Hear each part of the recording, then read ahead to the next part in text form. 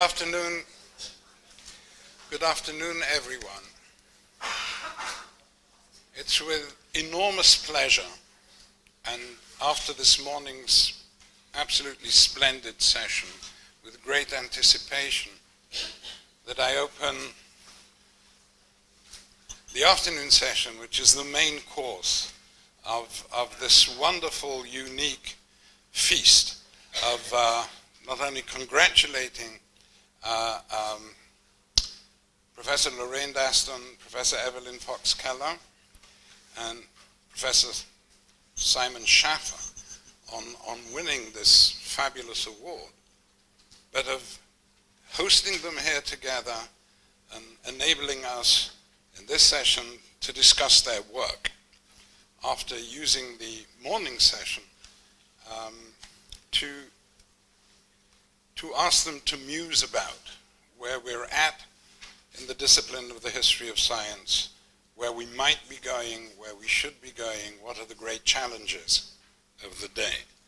And as I remarked in the morning discussion, for those of you who weren't there, this is much more than a celebration of the enormous once-in-a-lifetime, richly deserved personal honor awarded to Evelyn and Rainey and Simon, the laureates of the 2018 Dan David Prize, which was awarded this year for the first time in the history of science. Is the microphone okay? Can you hear me? Okay. Now, due to the nature of the Dan David Prize, which does not rotate its disciplines, it is therefore also a once-in-a-lifetime celebration of the very field of history of science, and in view of the large and vibrant Israeli HPS community, and now I realize that Hall 144 was not a gamble. It was really the only option in the building that could actually contain you.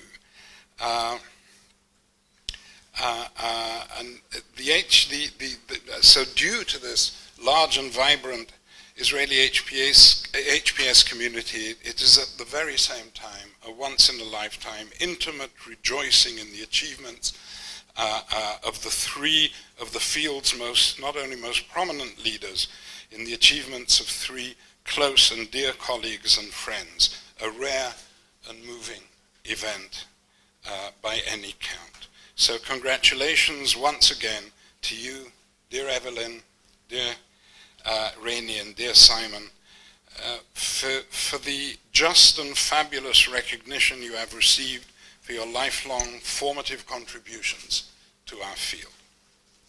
The session is dedicated to a celebration of your work. Now, we could have done it by having you three sit through a parade of presentations by colleagues and students discussing your work. But we preferred to take advantage, to do it differently, and to take advantage of this wonderful, unique opportunity of having you here together and to ask you to prepare, and I know it's rather impolite to burden a prize laureates with requests for lectures, but to ask you to prepare a brief presentation on some major aspect, not to muse about the discipline, but some major aspect of your recent or current work for us to discuss. And one reason for doing it this way, despite the burden it puts on you, is that by allowing you to present your own work rather than have others discuss it, will enable us to better appreciate how differently you approach the field and how your singular voices and contributions over the years have differently informed it and differently shifted its frontiers over at least the last almost 4 decades.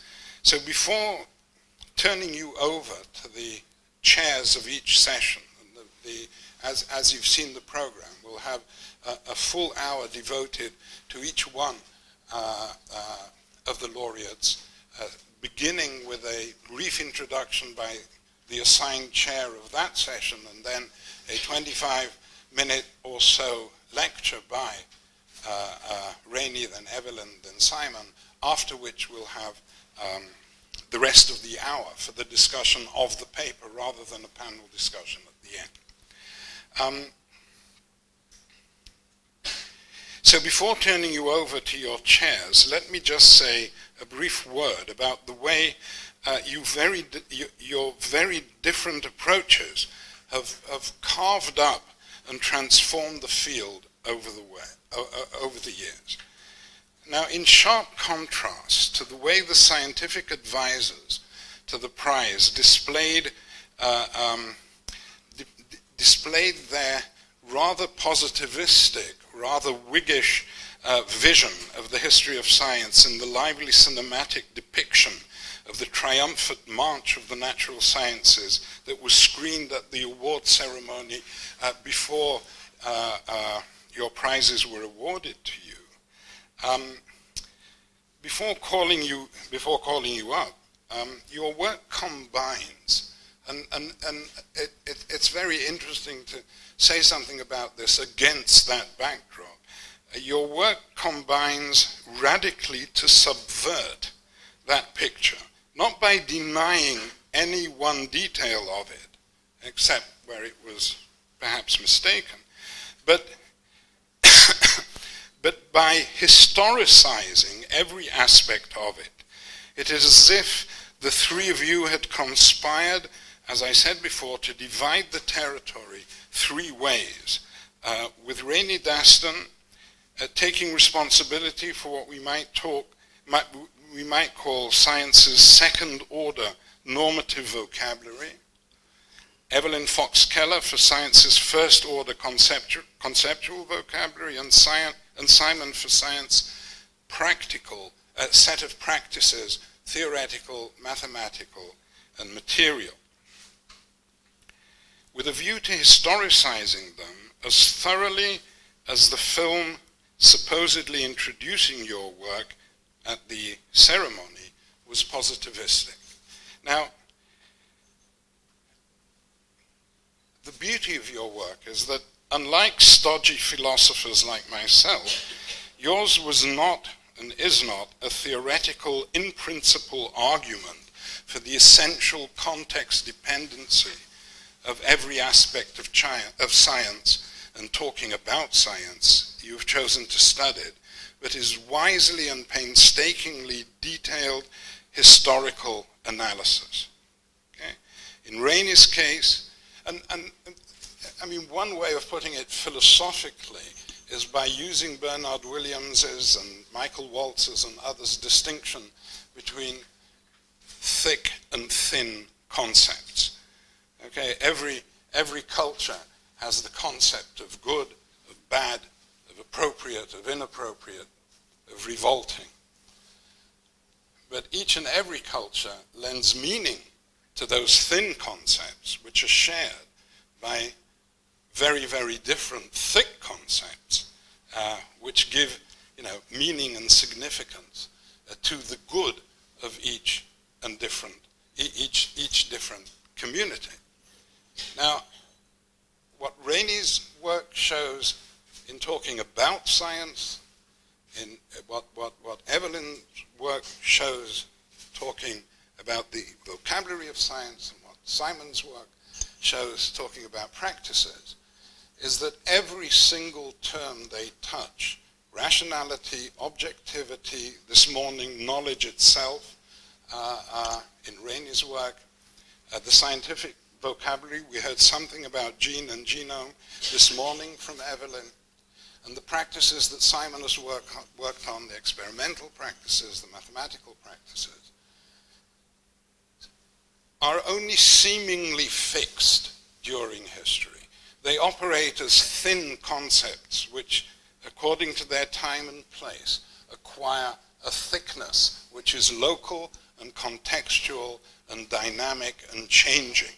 And therefore, it is, as it was discussed this morning, it's crucially important for history of science to be in touch with latter-day science, with current science, but not in order to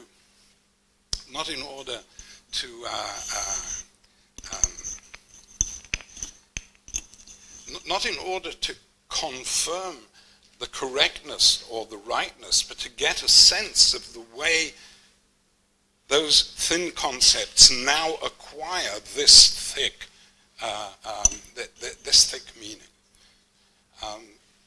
I was trying to think of a term that does this with practices as well. If you can talk about a thin and a thick practice, I don't know. It works with concept. So each one of the 3 sessions will be chaired by someone well acquainted with the work of the Laureates celebrated. Rivka Feldchai, whom I'll call up in a second, will chair Rainey's first session.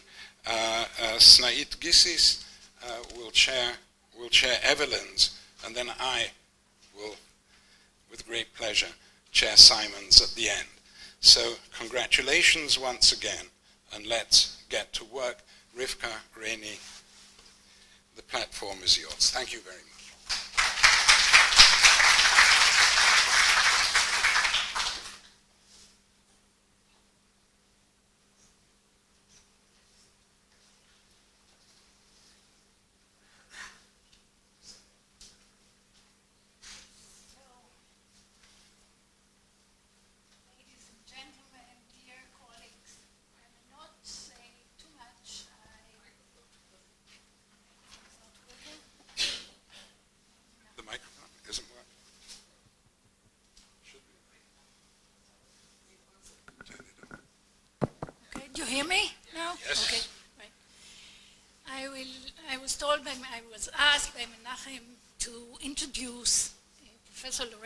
And was extremely enthusiastic about this role. And you know I'm a good pupil, so I will immediately start to say what I have to say.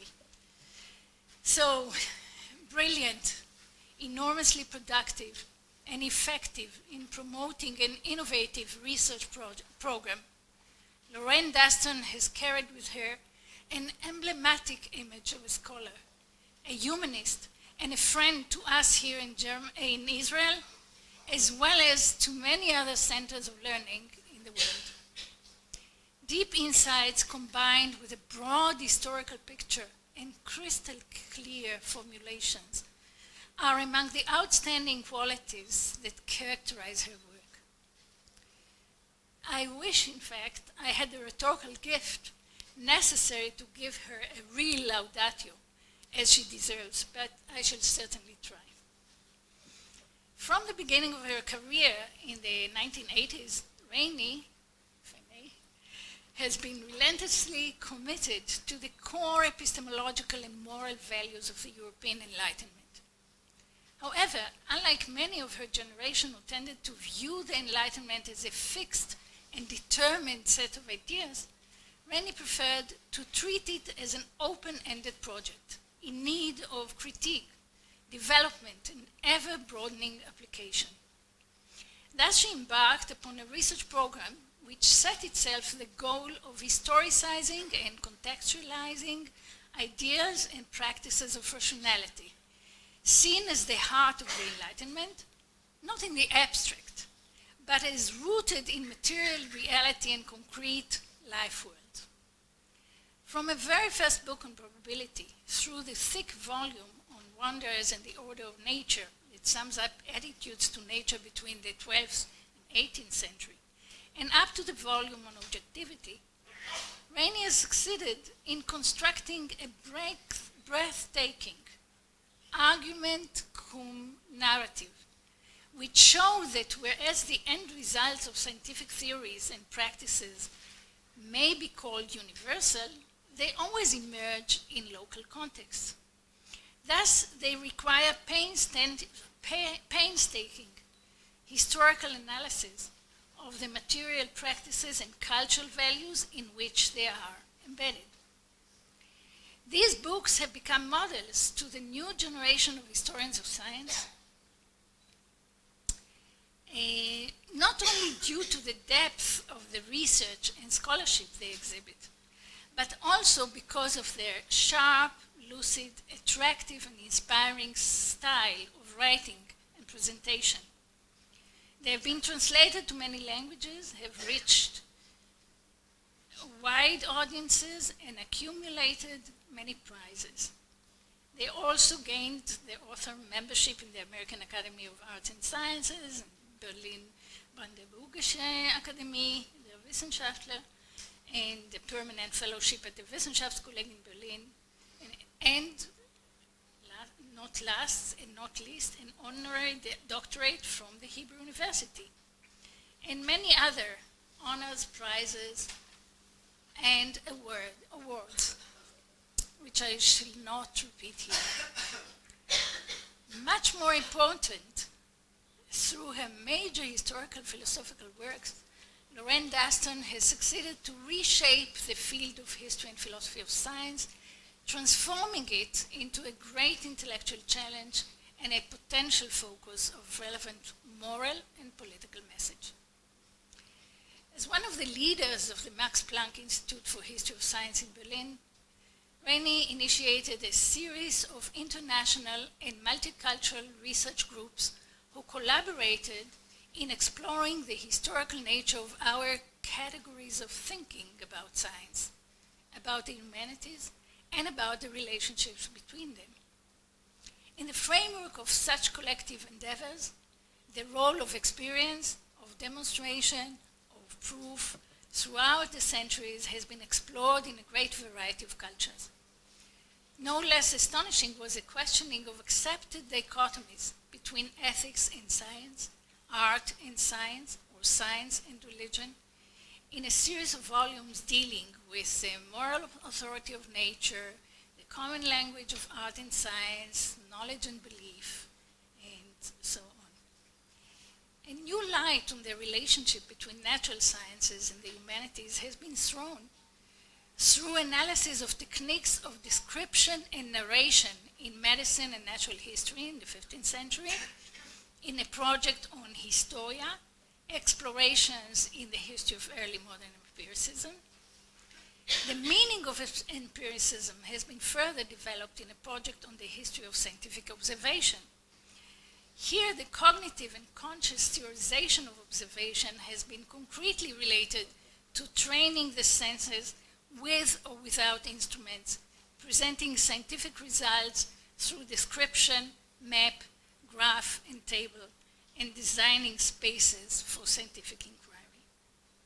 All these projects that culminated in recent years in a project on the sciences of the archive, those domains of research that require a long durée of observation and study of a phenomena like geology, astronomy, demography,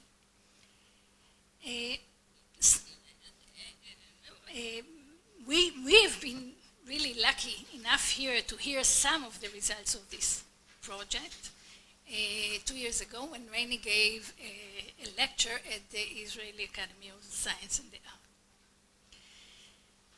The desire of knowledge, though, has been reflected not only in the themes of research, but also in the practice of exhibition, like the acrobats or the cut and paste, that have accompanied the different research themes along the years.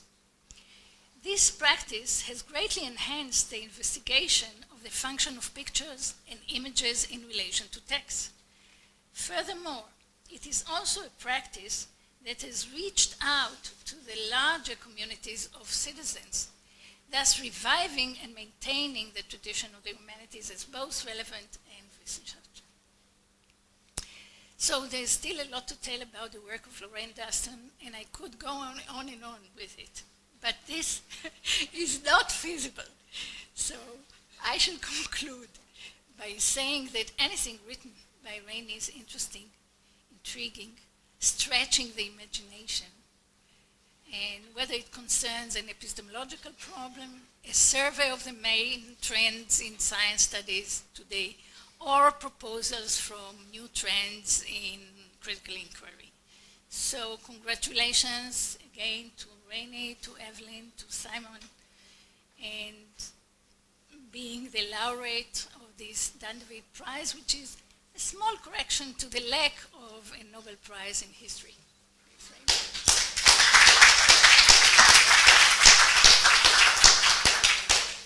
Rivka, thank you for that graciously hyperbolic introduction. And thank you also for mentioning something which is the most important part, which is my best work has been done in company.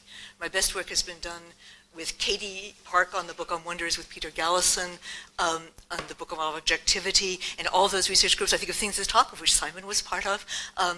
So this is recognition for all of my colleagues who have worked with me. I'm going to present something which unfortunately is characteristic of me. This is a splinter of a Graveyard of Scholars project. This is what I hope will be the penultimate chapter of a history of rules, all of them, everywhere, always, and it's due at the end of this year. It all began simply enough. A few years ago, in 2014, I published a book. It's one of these collective projects that Rika just described at the Institute in Berlin, with 5 other colleagues, Michael Gordon, Rebecca Lemov, Judy Klein, Paul Erickson, and Thomas Storm, on a book on Cold War rationality. And what interested us was the way in which the predicament of mutual assured destruction in that unforgettable acronym MAD, posed by nuclear weapons, placed a premium on transparent, rigid, symmetric rules that minimize deliberation, judgment, and personal discretion. So at least in the minds of the Pentagon intellectuals, it was of supreme importance that the Soviets realize in a way that should be as transparent as possible, that the American response to an attack would be immediate, automatic, and as inevitable as fate. This is a very special kind of rule. But because I'm only an innocent bystander in the 20th century, I just happen to have been born there, I wondered about the longer history of rules, which turned out to be quite surprising, especially if you are a historian of science who was, as I was, weaned on Thomas Kuhn's structure of scientific revolutions, which Evelyn mentioned this morning. Those of you who have read that book will remember that the central conundrum for Kuhn was how to make his paradigms, which were the defining characteristic of mature science, providing models for how to do science and how to judge science, how to advance science, how to reconcile those paradigms with rules, clearly expressed rules. The take-home message of my book is, at least since Greco-Roman antiquity through the Enlightenment, at least in the languages that I can read, rules and paradigms were not antonyms, they were synonyms. If, as I say, you were brought up in a post-Wittgensteinian tradition in philosophy, this is like saying A equals not A. And so the puzzle became, how did this happen? How did it come to be that the meanings of rules and paradigms, sometime after 1800, wandered so far apart from one another that they became antonyms, and Exhibit A being Kuhn's structure of scientific revolution, diametrically opposed to one another. That's the challenge of finishing this endless book. How to make it, why is it now that it's unthinkable to equate rules and paradigms, algorithms, and models? And I think the history lies in a chapter in the history of calculation, which is a strangely neglected field. If one looks at scribal traditions, that is the traditions of people like us, from ancient Mesopotamia and China to the present, there have been 3 pillars of our education: reading, writing, and arithmetic. We have superb histories of reading and writing. We have almost no history of calculation. I don't think that's an accident.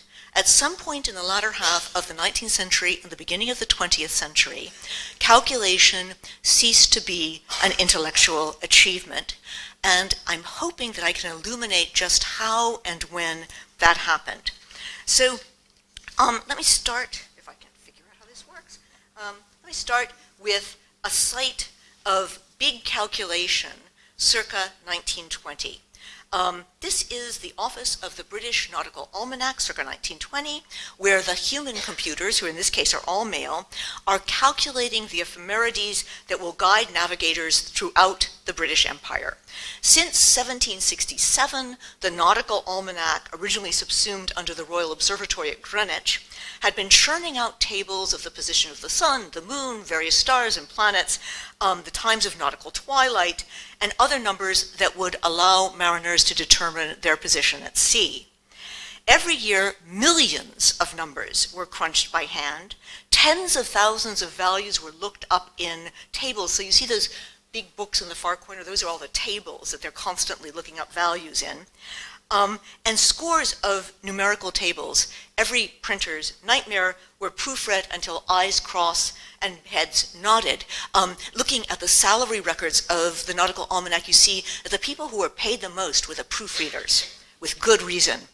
So, except for the costumes and the furniture, this was a scene that could have been found almost anywhere where heavy-duty calculation was done, at least since the 17th century, and we now have reason to think even earlier in parts of Asia.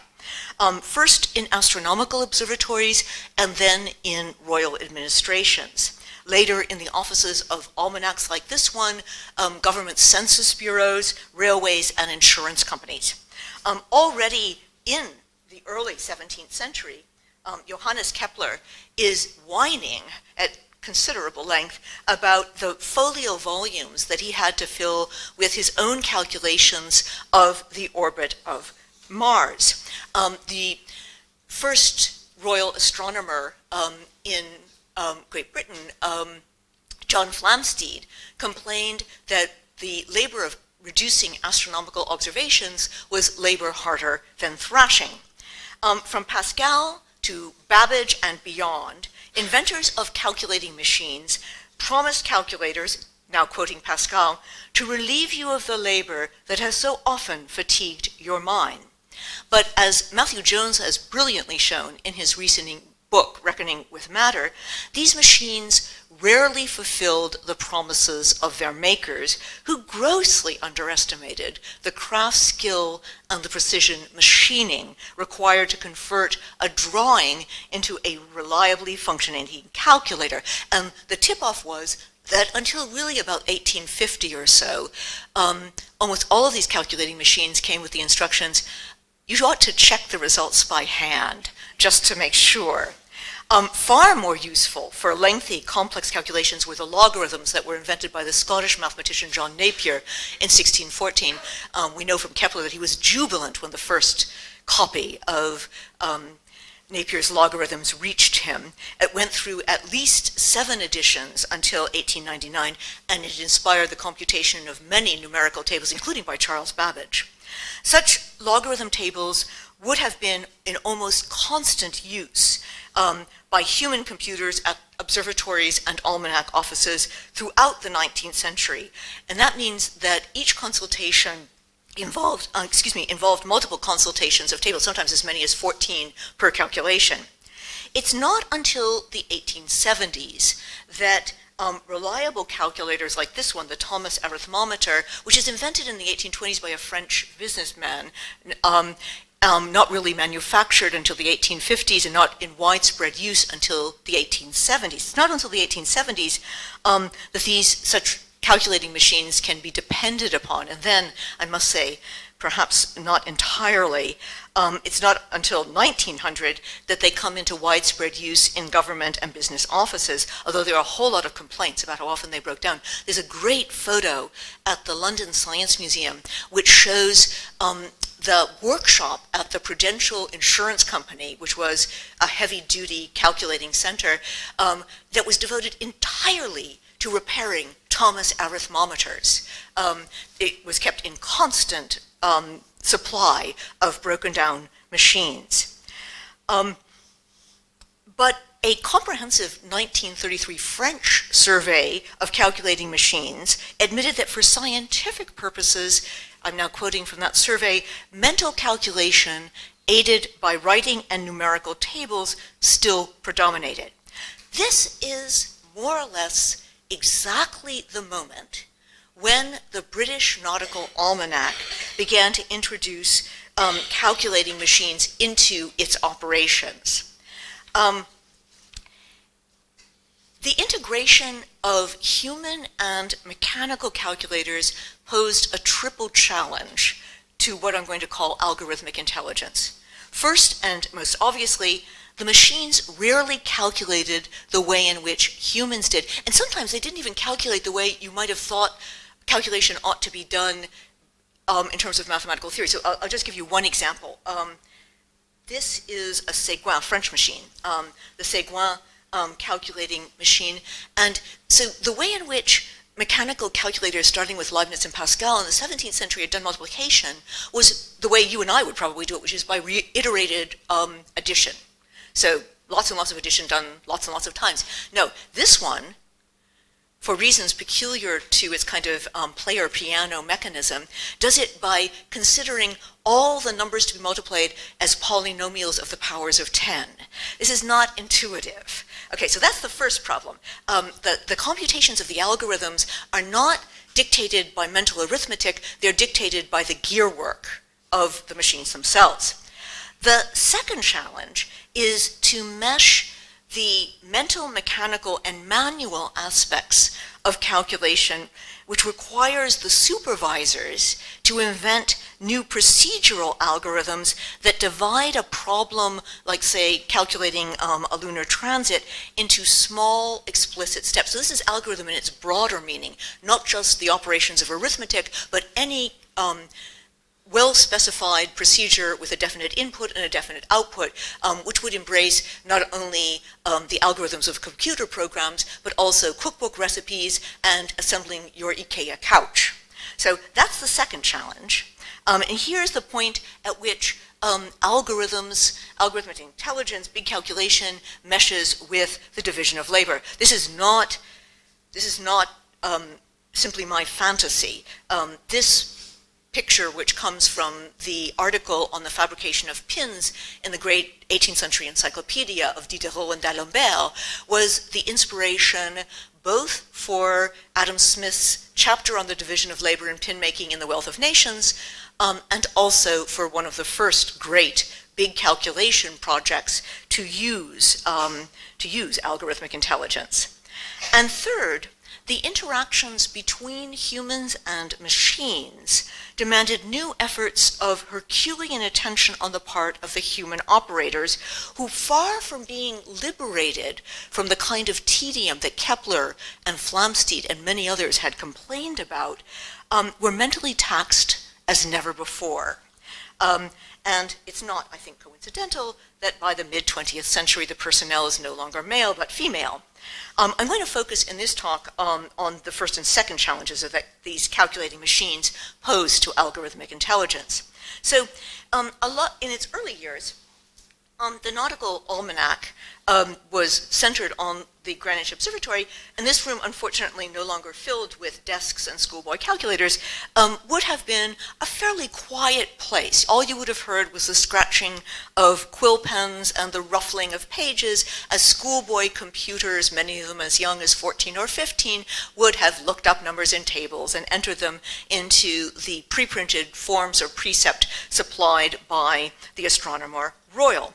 The transition from this quiet existence to the deafening clatter of adding machines in a crowded office at the Naval College at Greenwich must have been jarring.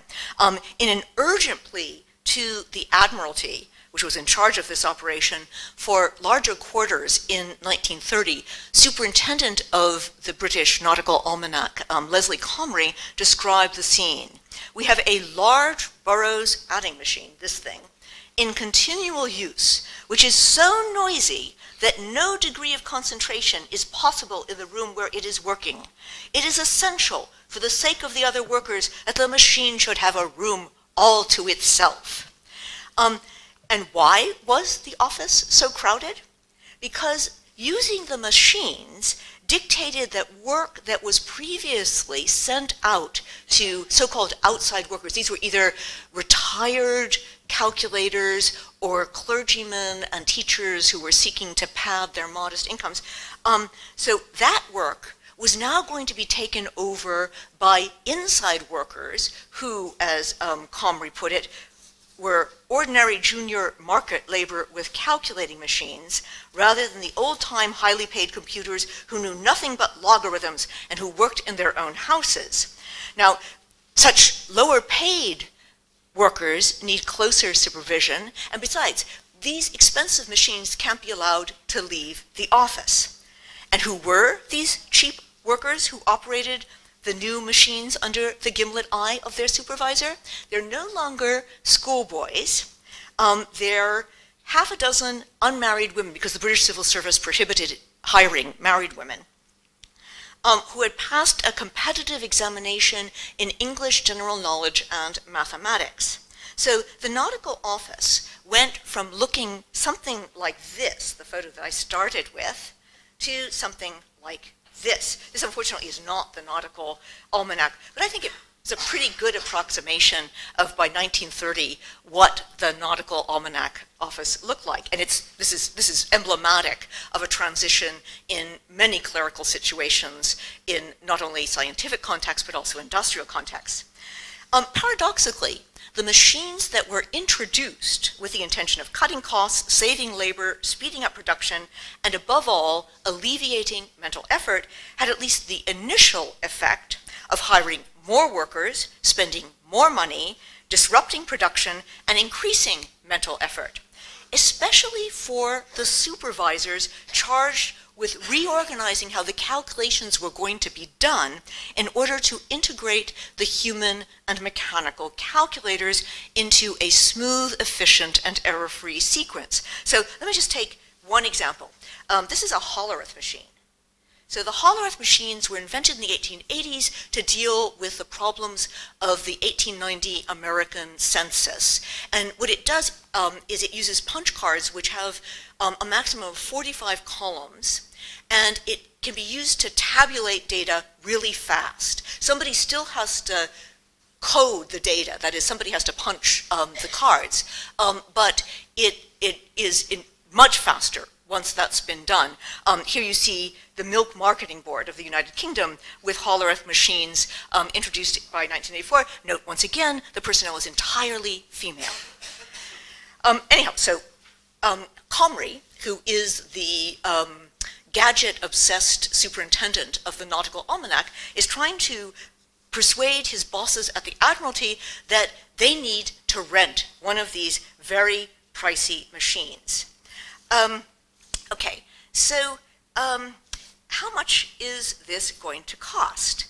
Okay, first there's the cost of renting the thing itself. That's £264. Then there's going to be the additional expense of £100 for 10,000 punch cards, plus the extra wages, I'm now quoting, of 4 girls for 6 months and 2 girls for an additional 6 months to punch in the numbers and operate the machine, amounting to another £234. And did I mention the extra £9 to the electricity bill? So you get a sum. It's going to cost £607 to do this with the Hollerith machine. It used to cost only £500. What you would do is that you would say to one William F. Doken, M.A. in Cambridge, compute the lunar ephemeris. And 4 or 5 months later would come up, neatly tied up with a ribbon, printer's copy of the lunar ephemeris. Now, however, you've got to have expensive new machines, new personnel, and as I say, new cards and new superintendents in order to complete this task. So whereas earlier supervisors of the Nautical, the superintendents of the Nautical Almanac had complained that their administrative duties left them no time for their scientific work. And Comrie had a PhD from Cambridge. He was also certainly a scientist in his own right. When Comrie complains to his bosses at the Admiralty that he needs to be spared administrative duties, he says, it's because I need more time to supervise the workers.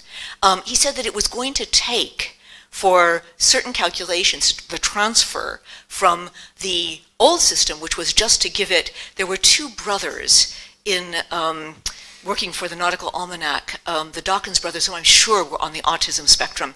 But they were the only ones who were trusted to proofread tables. So you had to give it from the brothers to the new labor force of young women, young unmarried women. It's going to take 3 months of private tuition between the superintendent and each of these young women in order just to begin the calculations. The superintendent must have anticipated some raised eyebrows at the penny-pinching Admiralty when he sent in these figures, for he hastened to acknowledge that a heavy initial cost would be justified by subsequent increases in speed, accuracy, and the saving of mental fatigue. Now, as I said, there has never been a calculating machine put on the market without the promise that it was going to save mental effort. The idea was not to replace human beings, it was to assuage this mental effort. What certainly happened in the short run was that it taxed mental efforts to the utmost. I'll return to the mental fatigue of the human computers themselves, but I want to underline here something which I see as a real error in earlier work that I've done on the history of calculation, which is to ignore the managerial effort of rethinking the entire process of calculation in terms of an entirely new division of labor, and one which has to take into account the differential strengths of humans and machines, all in the name of cost cutting. So if there were the pressure to trim costs was so strong in the context of the Nautical Almanac, by the way, during the first 3 years in which they introduced these machines, the Nautical Almanac was a full 12 months behind schedule. You cannot imagine how embarrassing this was for a guide which, of course, was time limited, ephemerides. It's all about time. But the pressures were even more intense in an industrial context, and here I'll just take a very quick example. This is the French railways, the Chemin de Fer de Paris-Lyon-Méditerranée, which was in the 1920s the largest of the French railway companies, and it's a pioneer in the introduction of calculating machines into its operations. In a 1929 article, Georges Boll, who is the head of accounting for this railway firm, and not incidentally a graduate of the École Polytechnique, France's elite engineering school, explained that the economic advantages of the new machines were really incalculable. I think he meant no pun by this. But only if every single detail of the workflow had been meticulously thought out in advance, from how to maximize the use of all 45 columns on those Hollerith punch cards, to devising icons for the kind of freight most often carried by the railway to speed up the coding process, so that instead of the women reading bœuf, or taureau or vache, they would see a little cow there, and it would speed up the coding. No detail of the process is too small to escape the supervisor's scrutiny, and he describes it as a very laborious mental effort, un travail cérébral très laborieux, requiring a great amount of reflection, observations, and discussions to make sure that such a project works well. Or in his lapidary motto, first organize, then mechanize. However different in their design, materials, power, and reliability, all of these calculation machines from the 17th to the mid-20th century promise to assuage human intelligence, not to replace it.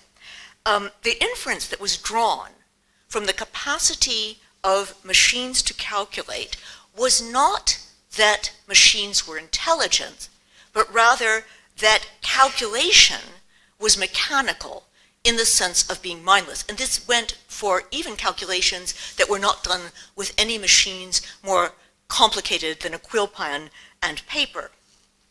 But it is a very peculiar sort of mindlessness. one that required the utmost efforts of attention and memory. And it had the very strange effect of bringing together two groups of people whom one otherwise would have thought as polar ends of a spectrum. At one end were virtuosi of mental arithmetic, and at the other were the operators of calculating machines. So mathematical or you might say calculational geniuses and calculational dunces. The history of 18th and early 19th century mathematics contains a considerable number of anecdotes about calculating prodigies who later became celebrated mathematicians. Among them are Carl Friedrich Gauss, Leonhard Euler, and André-Marie Ampère. Anecdotes circulated about their precocious feats of mental arithmetic as early signs of mathematical genius. What happens by the end of the 19th century is that there has been a divorce between calculating abilities and mathematical genius. Alfred Binet, who was the professor of experimental psychology at the Sorbonne in the 1890s, whose name you may associate with the Stanford Binet intelligence test, subjected two calculating prodigies who were performing in Paris, the Italian Jacques Inaudi and the Greek Pericles Diamanti, to a battery of psychological tests. This is Inaudi's promotional vaudeville poster for his feats of mental calculation. And he concludes, on the basis of these investigations, that the virtuosi of mental arithmetic do exhibit their talents at an early age, but are otherwise unremarkable, even backwards, in their intellectual development, remaining, as Binet put it, children who did not age even in adulthood. Binet concludes that what's truly prodigious about prodigies like Inaudi is their powers of memory and force of attention, at least as applied to numbers. And he stages a competition between Inaudi and the four best clerks at the department store Bon Marché, who are used to toting up numbers in their heads. And at least for small numbers, the best clerk at Bon Marché beat Inaudi. At larger numbers, Inaudi was victorious. So this is a systematic attempt to belittle the achievements of calculating virtuosi like Inaudi and Diamanti. However, it's exactly this focused attention, at once monotonous and monothematic, that the operators of calculating machines were expected to sustain for hours on end. And it's always been a bone of contention between the calculators and their bosses at astronomical observatories and in insurance companies, how long their hours should be. So even under the directorship of George Biddle-Airy, a man notorious for trying to eke out the last bit of calculating labor from his assistants, the hours were reduced from 11 to 8. And when Leslie Comrie, assumed the superintendence of the British Nautical Almanac, he was told by his predecessor, look, no one can work more than 5 hours at this. You'll be lucky if they work 4 hours at this. It may be different, Caldwell added as a postscript in his letter to Comrie, it may be different with your machines. It was indeed different with the machines, but even the efficiency-obsessed Georges Boll at the French Railways thought that the working day of 6.5 hours of punching 300 cards a day was the absolute maximum that could be expected from his human operators, and then only for 14 consecutive days a month. And you've got to remember that this is a physical task as well as a mental task. So each calculation involves 16 different steps, from putting the paper into the machine to clearing the tally before you start the next calculation. And in a series of psychological studies that were done on the operators of these machines at the French railways, you see that there are enormous variations. These are, at the top here are the 10 best human operators of these machines And the categories are memory, attention, and the ability to sustain monotony amongst them.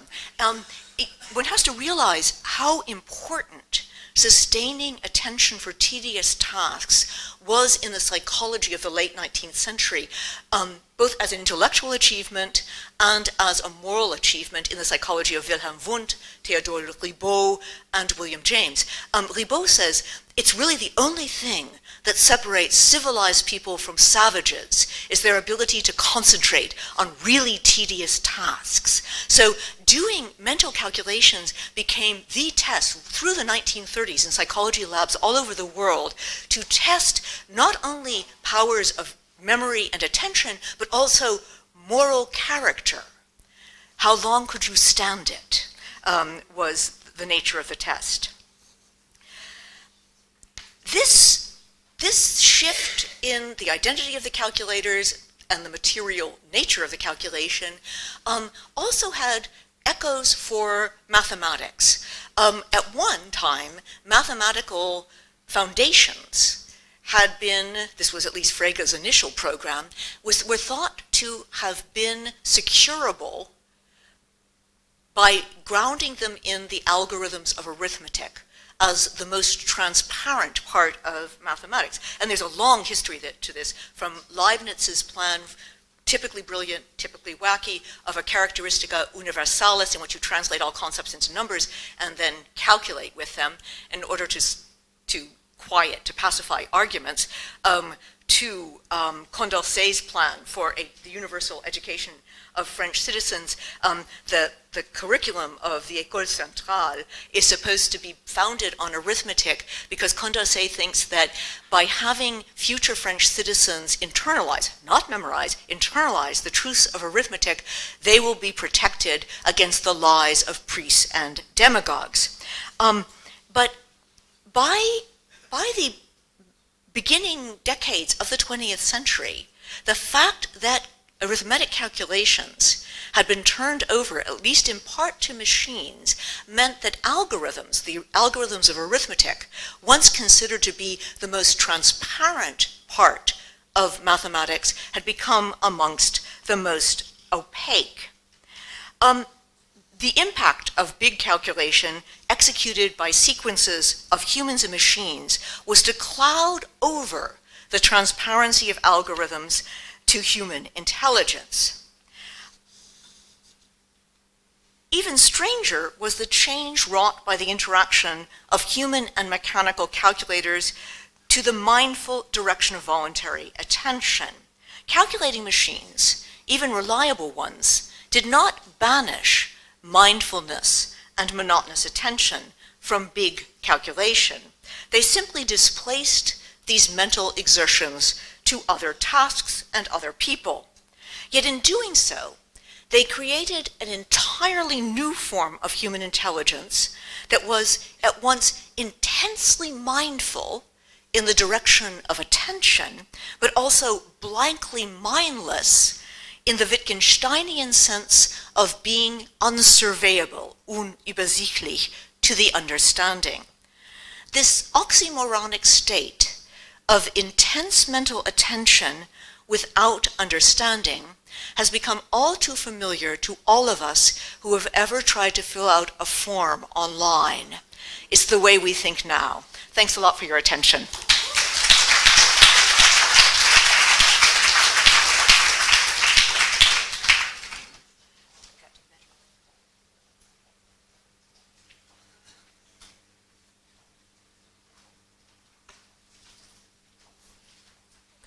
So we should take questions now for some time.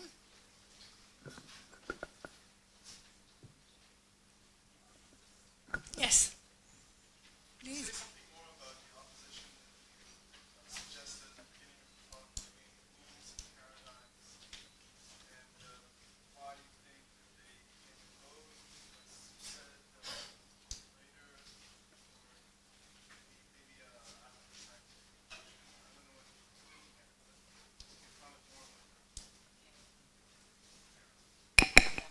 Thank you, Nathan. Yes, thank you very much. How long have you got? So I'll try to make this really brief. So In ancient languages, at least in the Mediterranean basin, the Greek word, for example, for rule is kanon, which is a loan word from the Hebrew. It's from kane, which refers to the cane plant, which grows throughout the Mediterranean and in Asia, and had been used to make rulers and straight edges of all kinds. That word is, by the Hellenistic period, considered to be synonymous with paradigma. Paradigma, in its original meaning, is a model, an architectural model. That set of associations between paradigm and rule continues throughout the medieval period and really through Kant. The last source that I could find that really was an unequivocal equation of the two is in Kant's third critique, the critique of judgment, in which he talks about that the difference between talent and genius is that talent imitates the models or rules set by genius, and genius gives the rules to nature. The connection between that story, which is a story of rules which are not algorithmic in the sense of being definite, with definite input and output, requiring as little deliberation as possible, ideally being executed by machines. And my story is how a certain form of rule came to be the prototypical rule, a rule which would have been considered one meaning amongst many in the preceding millennia. So the story about big calculation is a story about how the algorithms of arithmetic became at once prototypical for all kinds of rules and also opaque to the understanding. So that, in a nutshell, that's the elevator talk version of the book. Okay. Tal, please.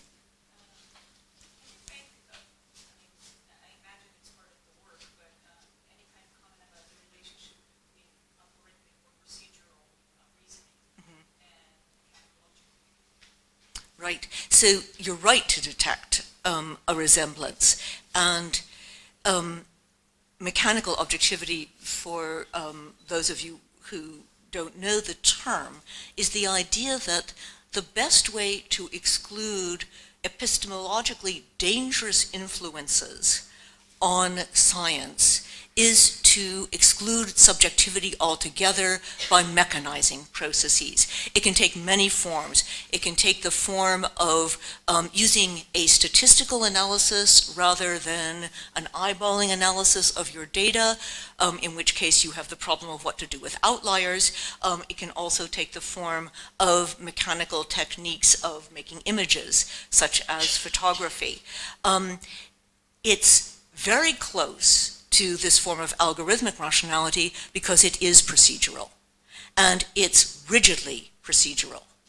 That, I think, is its attraction also, frankly, to the philosophy of mathematics around the turn of the 20th century. For people like Frege, for example, which is that it allows no room for intuitions to slip in. So after Moritz Pasch publishes his devastating Foundations of Geometry, which suggests that even Euclidean geometry, which had been the model of rigor for millennia, was corrupted by illegitimate intuitions like, for example, superposition and proofs of congruence, this kind of procedural algorithmic rationality becomes the last best hope within mathematics. It doesn't last long. Within mathematics for granite foundations. Snade?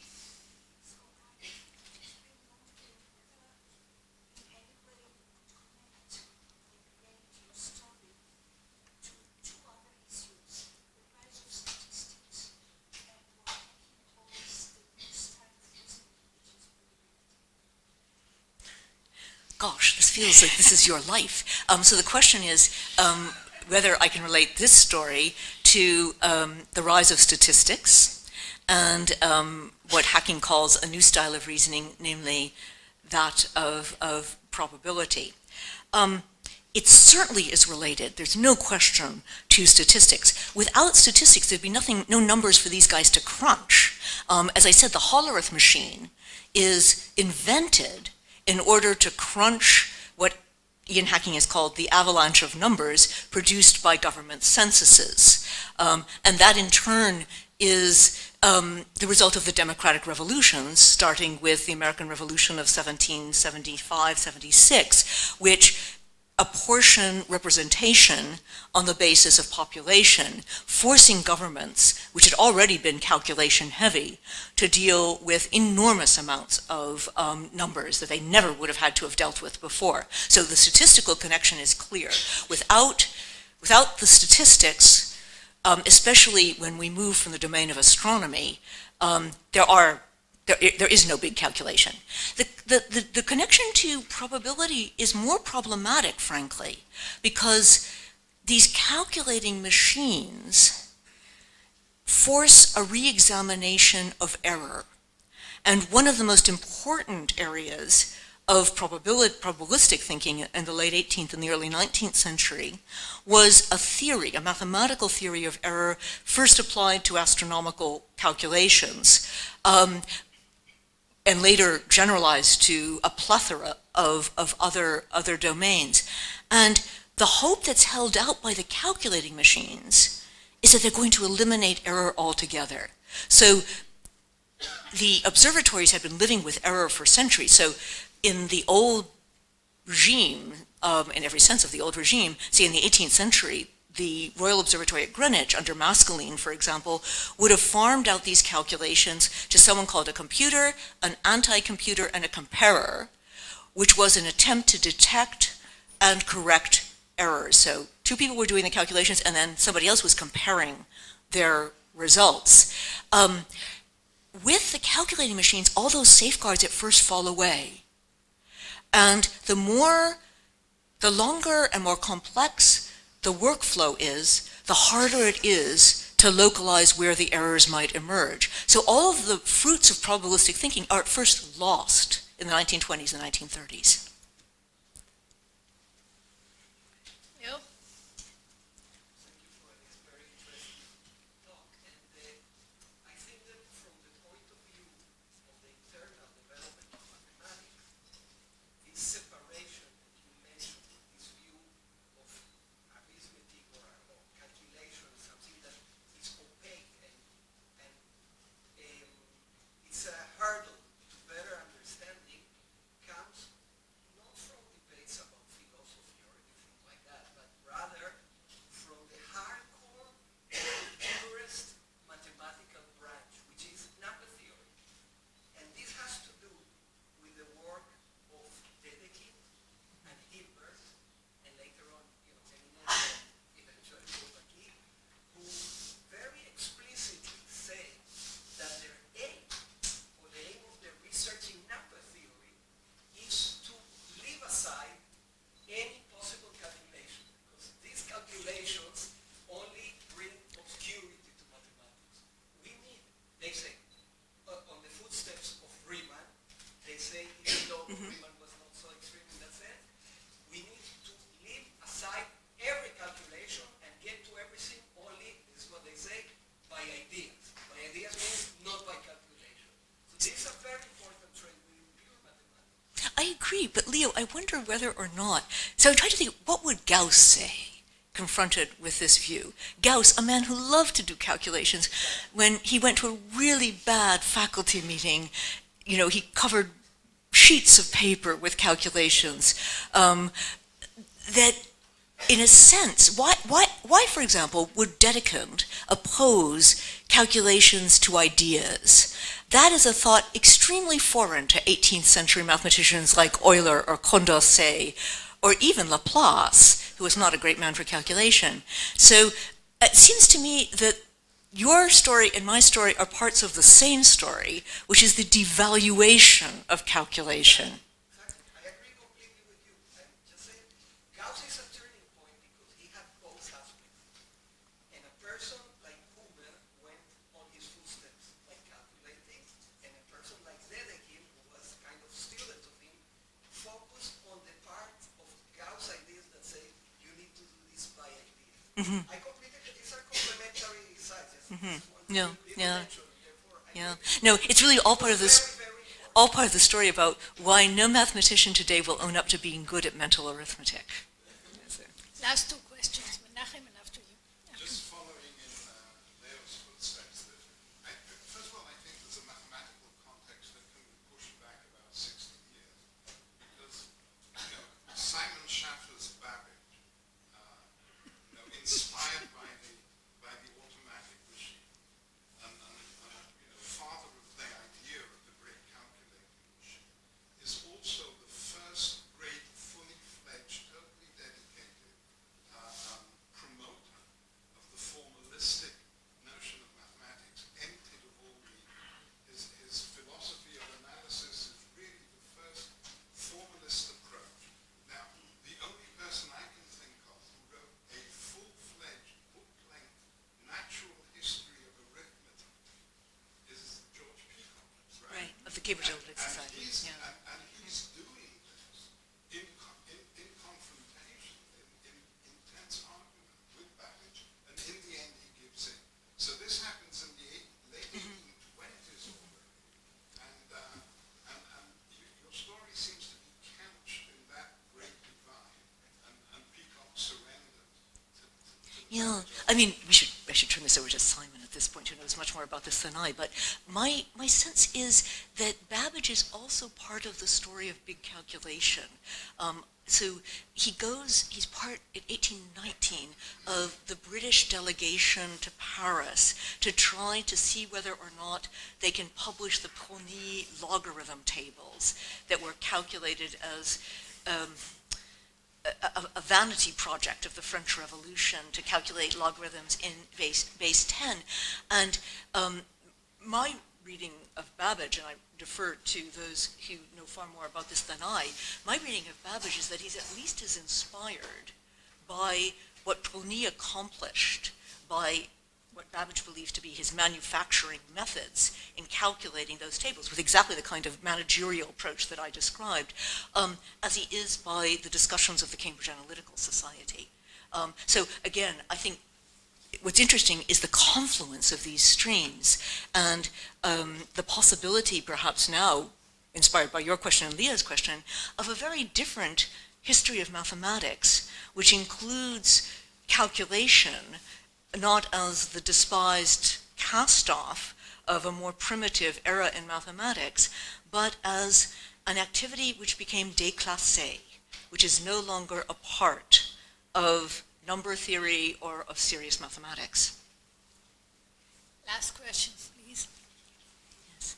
How did commentators at the time talk about the gender shift in the workforce? What did they say about it? And second question, are there any surviving accounts by people who actually worked either the earlier male workforce or the later female workforce? Right, yes. So the commentary is in brutally economic terms.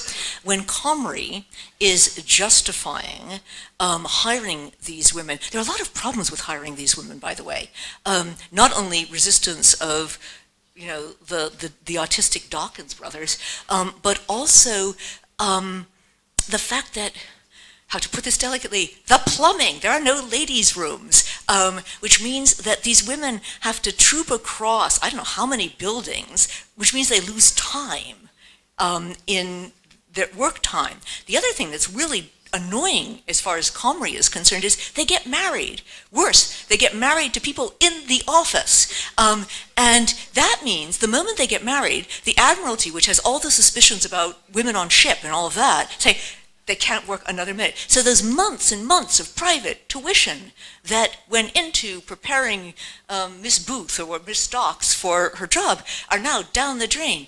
And so the only way in which you can explain the persistence of hiring these women with all of these disadvantages is that they're really cheap. And if you look at the salaries of these women, they're doing the exact same job for half the money. Plus ça change, plus c'est la même chose. Thank you very much for this very interesting.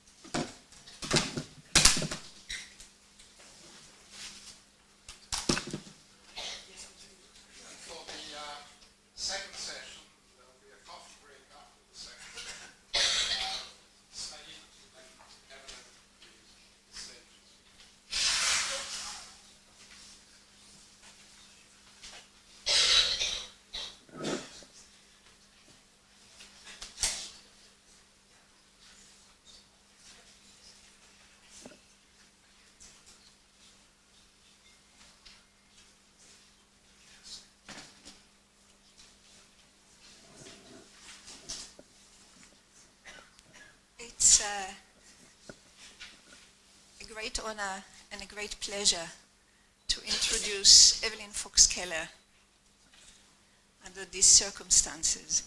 And the first thing I want to say about Evelyn, as a sort of a general characterization of her and her work, is that she is a very courageous person, intellectually and civilly.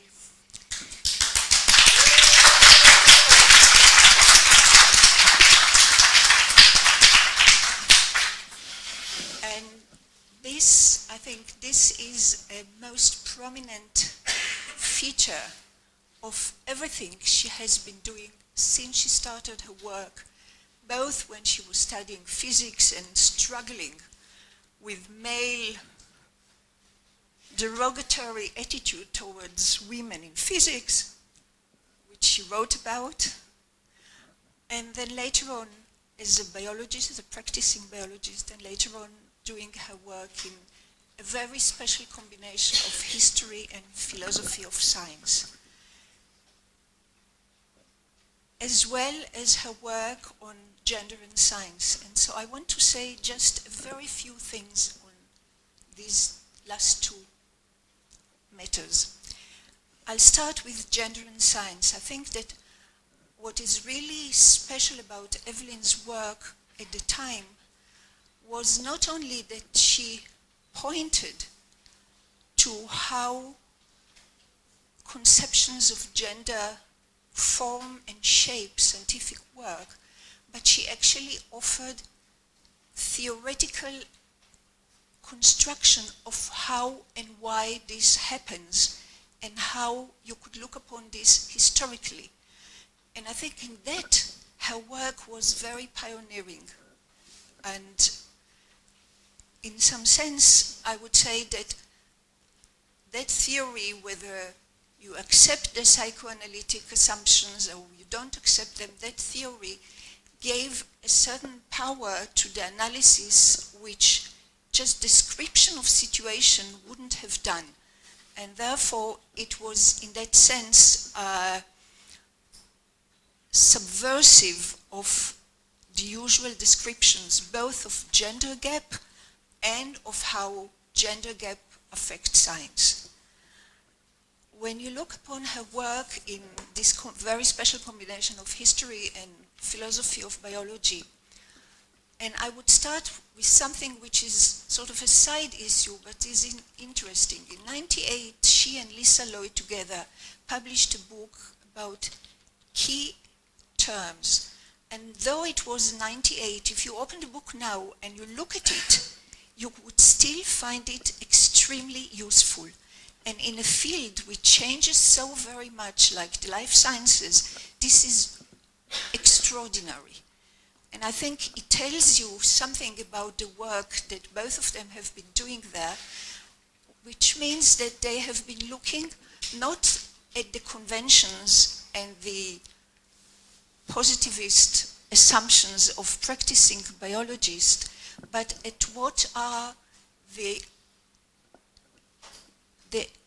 presuppositions that guide the thought that then finds its expression in the actual scientific practice. And therefore, when she works on the language of science, of life sciences, whether it's genetics, whether it's embryology, whether it's the connection between genetics and cybernetics and whatever, whichever way you look at it, what you really find there is sort of decomposing or deconstructing the way scientists use the language and trying to show how those tools that they have been using are actually not only constricting and constraining, but are actually an impediment to any kind of scientific breakthrough.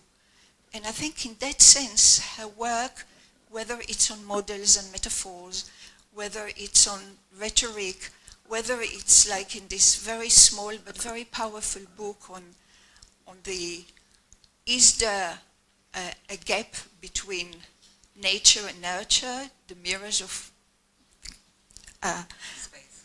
Sorry? Mirrors of space. Yeah, the merge of the space between nature and nurture. In all of these works, what you find is starting with historical narratives, I would say, conventional historical narratives in the life sciences, tearing them apart, showing the underlying assumptions, and trying to retell them in a way that changes them completely. And in that sense, makes history and philosophy of science a pioneering tool for science. And I think in that sense, in life sciences, I think it's much more prominent than probably in the physical sciences. I do think that work in history and philosophy of biology has affected the actual work that biologists do. And in that sense, Evelyn had a very important role to play throughout, from tearing apart the genetization program to very recent work that she's been doing on climate science, like the last book with Kitcher and so on and so forth. So I think that is what I would put as the most prominent. You can talk a lot about her erudition and her hard work and this and that and the other thing, but I think this is the most important thing, this courage and going through to the very basic assumptions and tearing them apart to tell another story. Thank you, Evelyn.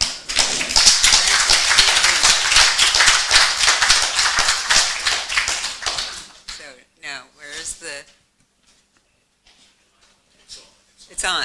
Okay. Just talking to it. Okay, good. I thought of calling my talk, you didn't ask for a title, Menachem, but I thought, what is this about? And I thought of calling it Canary, the Canary in the Mind.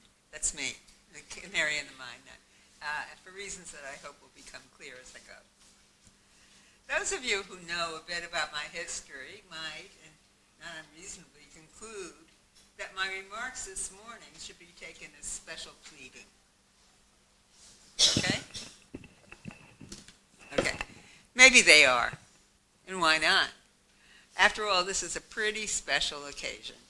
If I cannot plead for my own perspective here, then where? I want, therefore, to take advantage of this opportunity and continue this morning's discussion and suggest, on the basis of my own personal experience, even more active forces at work behind the divide between history and the practice of science. So let me shift gears and go personal, telling you about my own experience in crossing this divide and focusing more on the risks of such migration than on the opportunities it presents. Like many other historians of science, I started out as a professional scientist, but unlike many of my colleagues, in making the shift to historical and philosophical concerns, I did not abandon my earlier identity.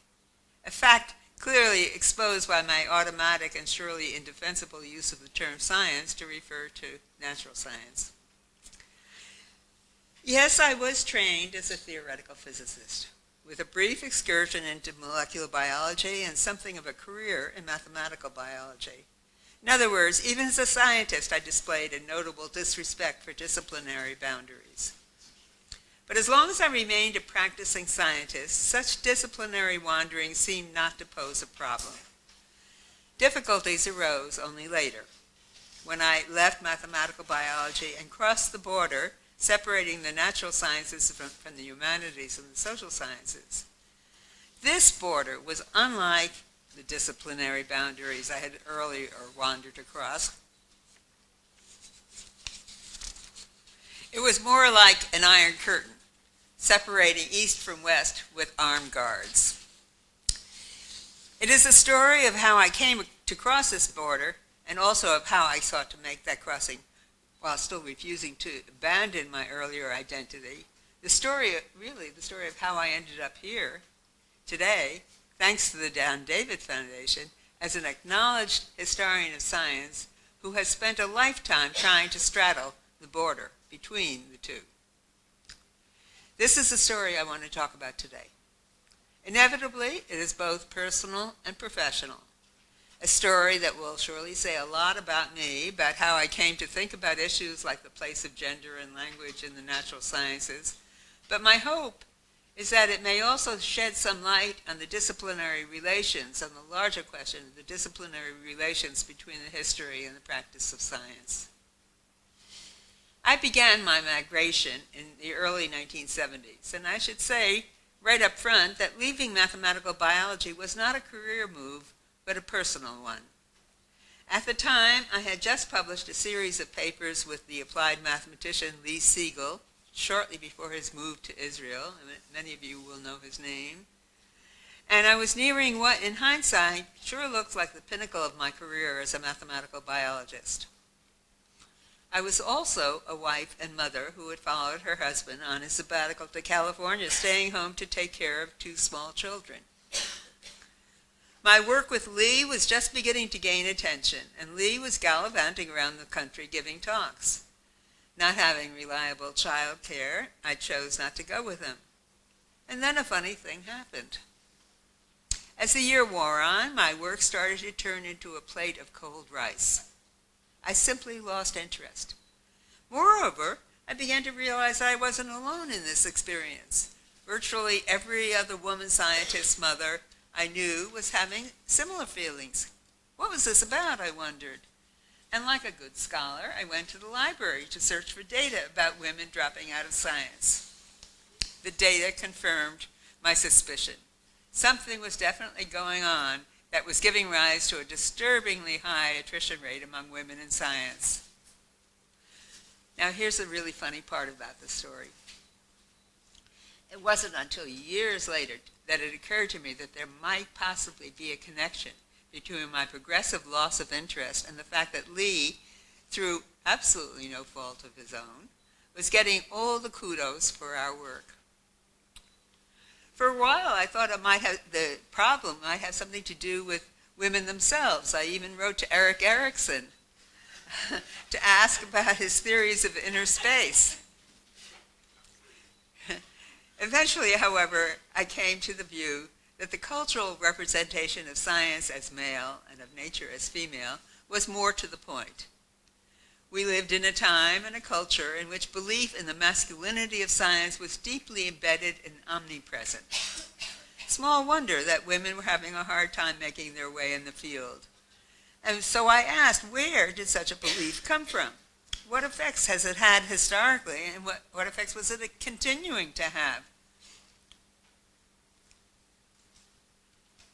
First, and most obviously on women, the women scientists themselves, but also, in many ways more interestingly, on the actual practices of science. I decided that answering these questions was probably more important than constructing mathematical models of biological processes. And so I embarked on a series of studies on gender and science. Back in New York City, I continued to teach, mostly mathematics courses, but my research has shifted to the other side of campus. This work began to acquire a fair amount of interest, and I was soon giving talks on my new subject, I called it Gender and Science, all around the country. One day, I was giving a talk at the University of Cincinnati, invited by Women's Studies, but as it happened, held in the physics department in an auditorium filled with physicists. At the end of my talk, the hands shot up. "You're not talking about what scientists do," they said, "only about how they talk." Surely it's what they do that matters, not how they talk. Moreover, you're talking about metaphor. What does metaphor have to do with the actual production of scientific knowledge? The question shook me. All along, I had blindly assumed the answer would be obvious, but of course it was not. Indeed, far from obvious. Then, as now, most scientists viewed language as a transparent medium, a passive mediator between science and nature. If and when metaphor was invoked, it would be as a kind of shortcut, a stopgap awaiting a more literal formulation. In any case, its presence was surely benign, since language, whether literal or metaphoric, was strictly passive. Surely it played no active role in the pursuit and acquisition of scientific knowledge. My view was different. I took it for granted that language guides our attention, shapes our perception. it forms the questions we ask, and even the answers that we find satisfying. But what seemed so obvious to me was not only not self-evident to them, it actually seemed implausible. And I realized that if I were to make my case about the role of gendered metaphors in science to scientists, I would need to provide concrete examples of just how the metaphors they employ shape their actual scientific work. I would need to ground my views about language and science in their own specific practices. And I thought, this shouldn't be too hard. After all, I was a scientist, and at least in a few subjects, well enough equipped to follow the technical details that would need to be analyzed. What I did not reckon on was the magnitude of the barrier that separated scientific from non-scientific arguments. I recognized neither the existence of such a barrier nor the need for any such disjunction. My first effort at demonstrating the kind of impact that metaphor can have on scientific thought drew on mathematical ecology and population genetics, two fields in which rigor was sought in mathematical analysis, yet at the same time in which the use of metaphor was both manifestly abundant and demonstrably consequential.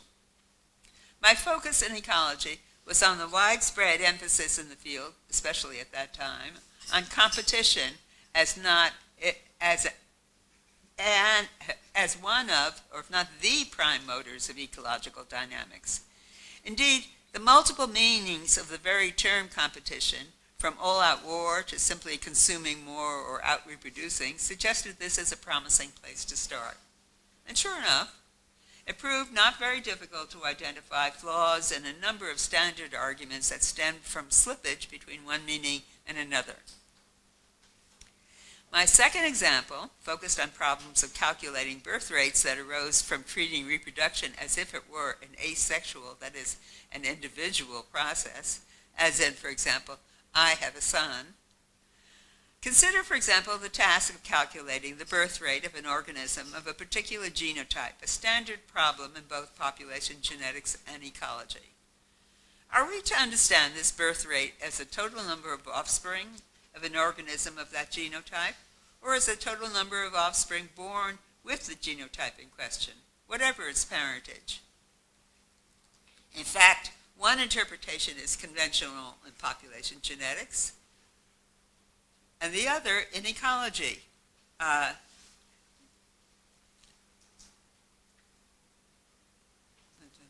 missing a line here, where reproduction is produced by organisms of all genotypes. In both communities, they are treated, the notion of reproductive rate, are treated as if they were the same.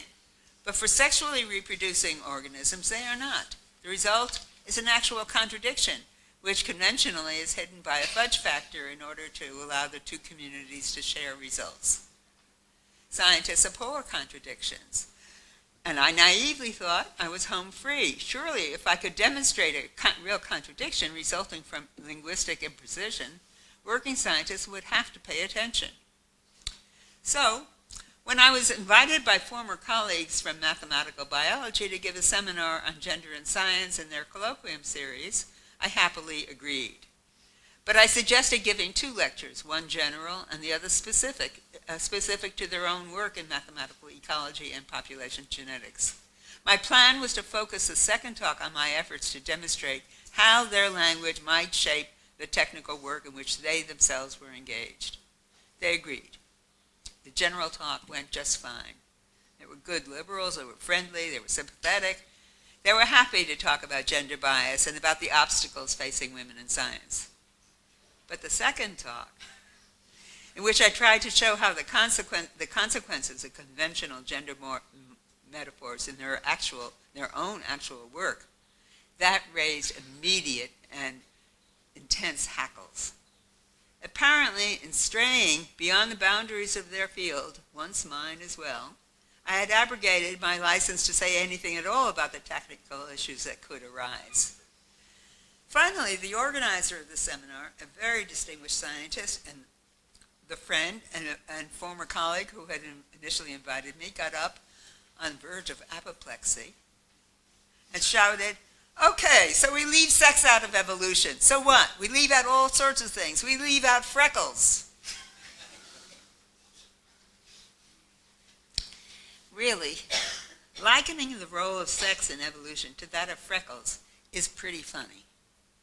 I don't want to give his name, but my host was in fact an extraordinarily accomplished and widely esteemed scientist. He was smart, sophisticated, and altogether a very nice guy. So what led him to say such an absurd thing? I was mystified. Clearly I had stepped on some very sore toes, but what exactly had been the offense?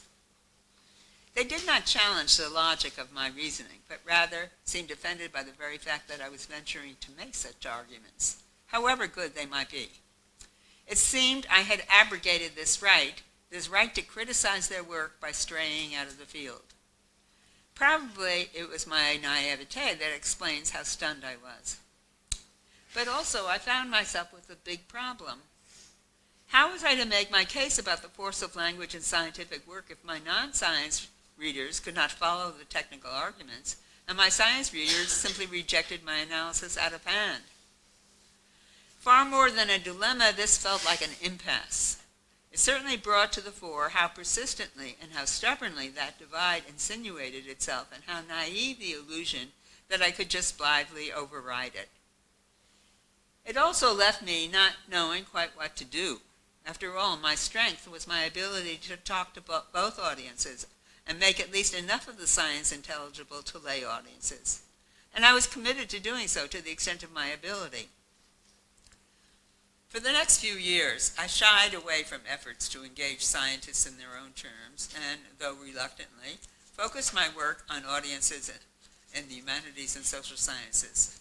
But here, too, I ran into the same problem, although from the other side. I recall, for example, giving a talk in Paris some years later to a group of historians of science who, at the end of my talk, asked, "Evelyn, are you speaking as a scientist or as a historian?" My response was to refuse the question, but they would not accept a refusal. Without a single exception, they all insisted that I must choose. This, however, I simply could not, or perhaps just would not, do. In fact, their demand made no sense to me. Of course, I recognized that the division between science and non-science was deeply ensconced in the minds of most people, but I continued to believe that in principle it ought to be possible to override it. Indeed, I hold to that belief to this day. But I don't think that I have, at least not as yet, persuaded many of my non-scientific colleagues. Certainly this was far from the only occasion in which I heard such a demand, coming implicitly or explicitly from historians of science. Indeed, there were times when my refusal to choose seemed to disqualify me as a bona fide historian of science, but still I persisted, and again, I have to say my gratitude to the Dan David Foundation for legitimating me as finally as a historian of science. In 2000, I published a conceptual history of genetics, arguing that the very notion of the gene, although undoubtedly immensely useful over the course of the 20th century, had by now, by the dawn of the 21st century, come to outlive its usefulness.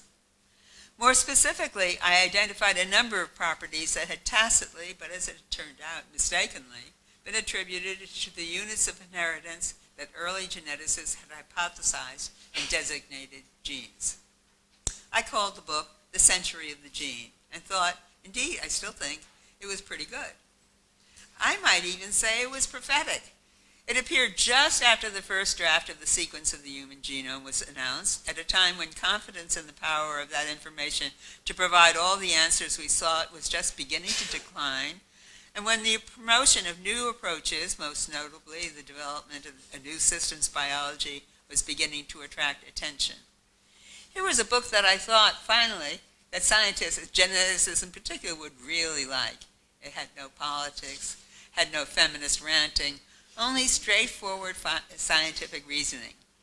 But alas, it was not to be. The book got off to a promising start with advanced publicity and a wonderful article in the Sunday Guardian with a full-page photo, great photo, on the front cover entitled "Fox Among the Lab Rats." But it soon became evident that quite a few geneticists, most of them American, were not amused. In fact, they were enraged.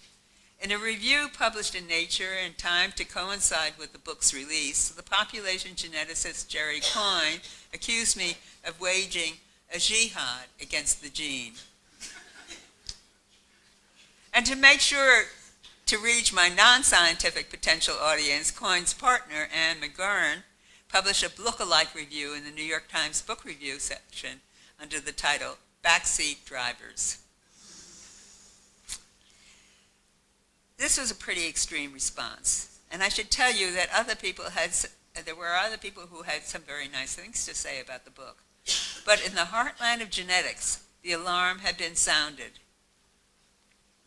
And to this day, when I venture to speak to technical audiences, I do so with my heart in my throat. Now, why am I telling you all this? And what exactly am I complaining about? After all, I myself have had a wonderful career, far more successful than I could ever have imagined. Hey, look at this magnificent prize I've just been awarded. Yet I think that my experience suggests a problem that does indeed warrant complaint, even if not on my own behalf. As I've already indicated, I've spent virtually my entire professional life chipping away at, worrying like dogs do to bones, the boundaries that separate disciplines. You might say my specialty, my discipline as it were, has been interdisciplinarity. And I'm both saddened and puzzled by the intransigence of this particular border. Especially I am saddened and puzzled by my own failure. I have chipped and chipped, but I see no evidence of its opening or of its disarming.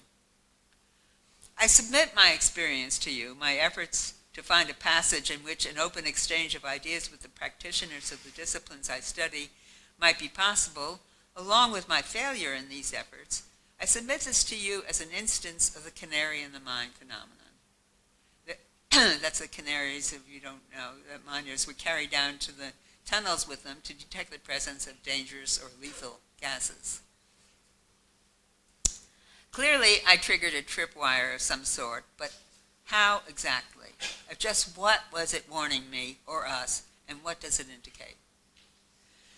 To be sure, some obstacles to communication are obvious, perhaps especially the obstacles of expertise and academic territoriality. But I think there are also others, ones that might even be of historical interest, especially at those critical moments in scientific history when a historical perspective might be most useful. At such moments, both opportunities and obstacles arise precisely because the historical analysis does bear on issues of current scientific interest. That is to say, I'm thinking of moments where dialogue between history of science and science promises at one and the same time the greatest value and the greatest threat. Moments of radical shifts that may not amount to revolutions, but that certainly signal a changing of the guard. We can call them paradigm shifts. I'm suggesting that scientists may well experience external interference, as threatening precisely to the extent that they feel their own long-standing beliefs under greatest threat from within. In other words, precisely in moments of internal challenges to their own traditional paradigms. If so, attending to the responses of the scientific community to external perspectives might provide useful signs of deep changes impending in their own disciplines. Maybe the main significance of the wire I had tripped was as an indicator of just such impending change. I also suggest that much the same can be said about the responses of historians of science to interventions seen as coming from without, in particular, interventions suspected as being too saturated by scientific culture. As we can see from my brief remarks about the history of science, this field too has its shifts and paradigm. We saw one such shift in the time of Kuhn, and maybe, just maybe, we are seeing signs of another today. Thank you.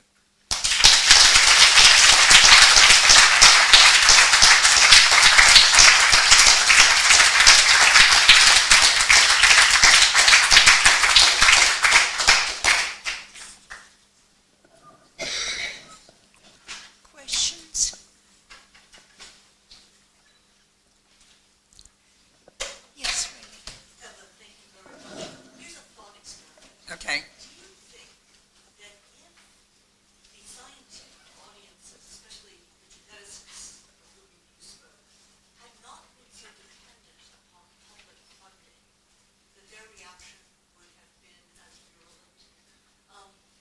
Most science in most countries these days is funded by public funds, which makes the scientists, at least at second group, very vulnerable to what they see as public exposure.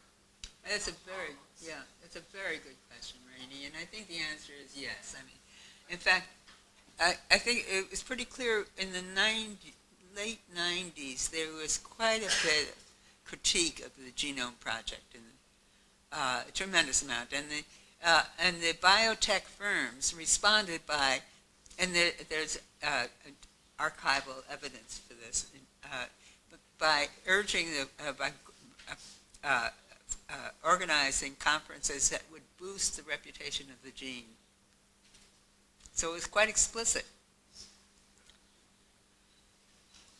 But I don't think that's enough of an answer. I do not, to tell you the truth, I do not really understand the defensiveness. The science wars are another indication of that defensiveness. These are people who have, it would seem that they have a great deal, it sort of goes against what my remarks at the end of my talk about being under threat. You also see this defensiveness of scientists who don't look under threat at all to me. They look like they're sitting pretty, but they really want that unconditional support. Yes, I think it's a kind of going in the same direction. I want to say, first of all, that I think that Evelyn's work on the concept of the gene and the assembly of the gene, I think that today, for example, if you're looking at philosophers of biology, for them, your work is a foundational thing, and take it for granted and go from there. So a lot of people within the community of philosophers and historians of biology, for them this is self-evident, and so it is for many of the more intellectual among the biologists, and such people exist. I want to say something about, I think that one of the things that threatens people so much, Jerry Coyne is a population geneticist. He built his whole career on modeling, on models of thinking about genes of entities made of basically DNA, and starting his whole view of biology from the foundation, from this, the unit of development, of selection, of evolution, was the gene, and it is from this that he is trying to understand patterns and adaptations in the biological world. But that's true of the entire discipline of population genetics. And the entire discipline of that. Now, what Evelyn is saying is you have to look differently at heredity and the gene, and the gene, and this is threatening the very core for this people. And I think this was why population geneticists in particular, who are not greatly funded, have been very, very virulent.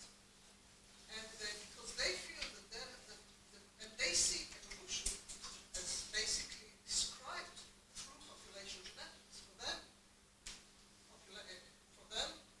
evolution is a change in the frequency of genes and populations. That's it. So if you see it in this way, and then it is the very notion of the gene and the very notion of heredity that is threatened, I think this is, it is obvious why the reactions were so antagonistic and so aggressive defensive. But I think that we're in a different place now, in a different point in time now, and I think that Evelyn has helped us get there. But I have to say, I agree that biology is in a different place now, but the hostility has not declined. It's just astonishing. Yes, and geneticists say, well, of course they know what I'm saying, and in the same breath, but it's false. Can I just add one tiny thing? Yeah. I think one of the threats for population geneticists and the genetization program at large is that you take agency from the genes, and where do you put that agency? That's the issue. So where you put that agency? Well, you know where I put it. Yeah, exactly. And that's a threat. That's exactly the threat, I think. Kim. I don't know, it seems to be a counter to the idea of gene information in all new scientific field. A very nice metaphorical, perhaps, name of gene entity. Inside of that, we find whispering of life. But there are journals and a lot of discussion, regulation, and genes. Maybe it's a comeback. Maybe, but the interesting thing about, and I talked about this phenomenon this morning, the interesting thing about biology is how their capacity to maintain old views of the face of change. So that's why I say they often say, yes, of course, what you say is obvious, and it's not true. Yeah, and they go back. So if you, just pay attention to the discussions of genes. For example, in the sessions that many of us have been to at the David Foundation, you see that old way of talking about genes reasserting itself all the time. And you see it everywhere. So, yes, change is happening, and not so fast.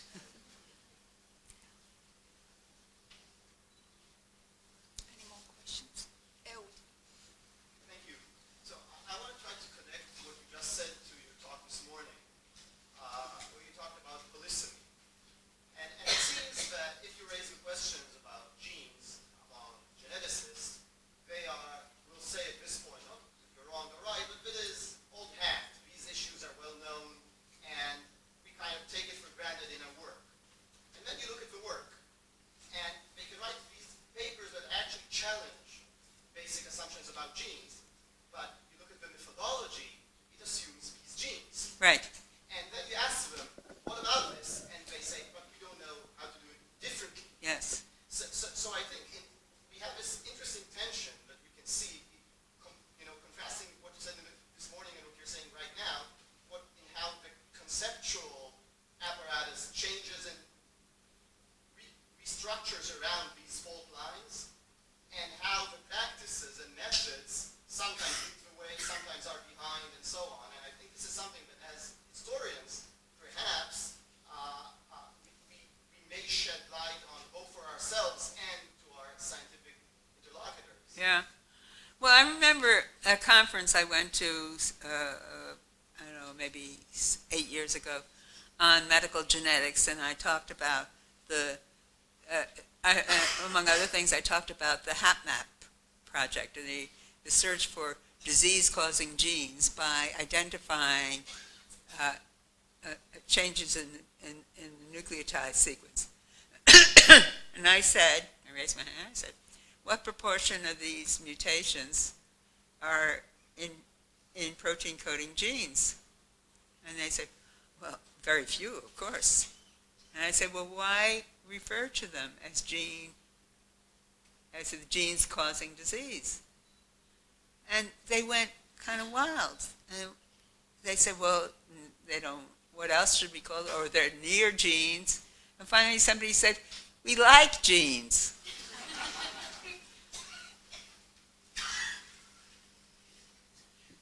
I mean, the debate really degrades very quickly. Just going to follow up on Ruth's point, that I think it's not so difficult to explain the resistance to this idea that there are no genes. Well, there are genes, I depending. mean that there are no single genes, and you could do very experiments and so on. Because you basically try to replace a very clear and very attractive picture with a very messy picture. This is very messy, yeah. No, it's certainly messy, but interesting. Do you think, we talked about this a little bit, Yeah. do you think that your interdisciplinary kind of unit education has allowed you to see some things Yeah, that and my personality. I think I kind of sniff around. Yeah, no, but certainly and I have to thank my education in theoretical physics. That's where I got my arrogance from.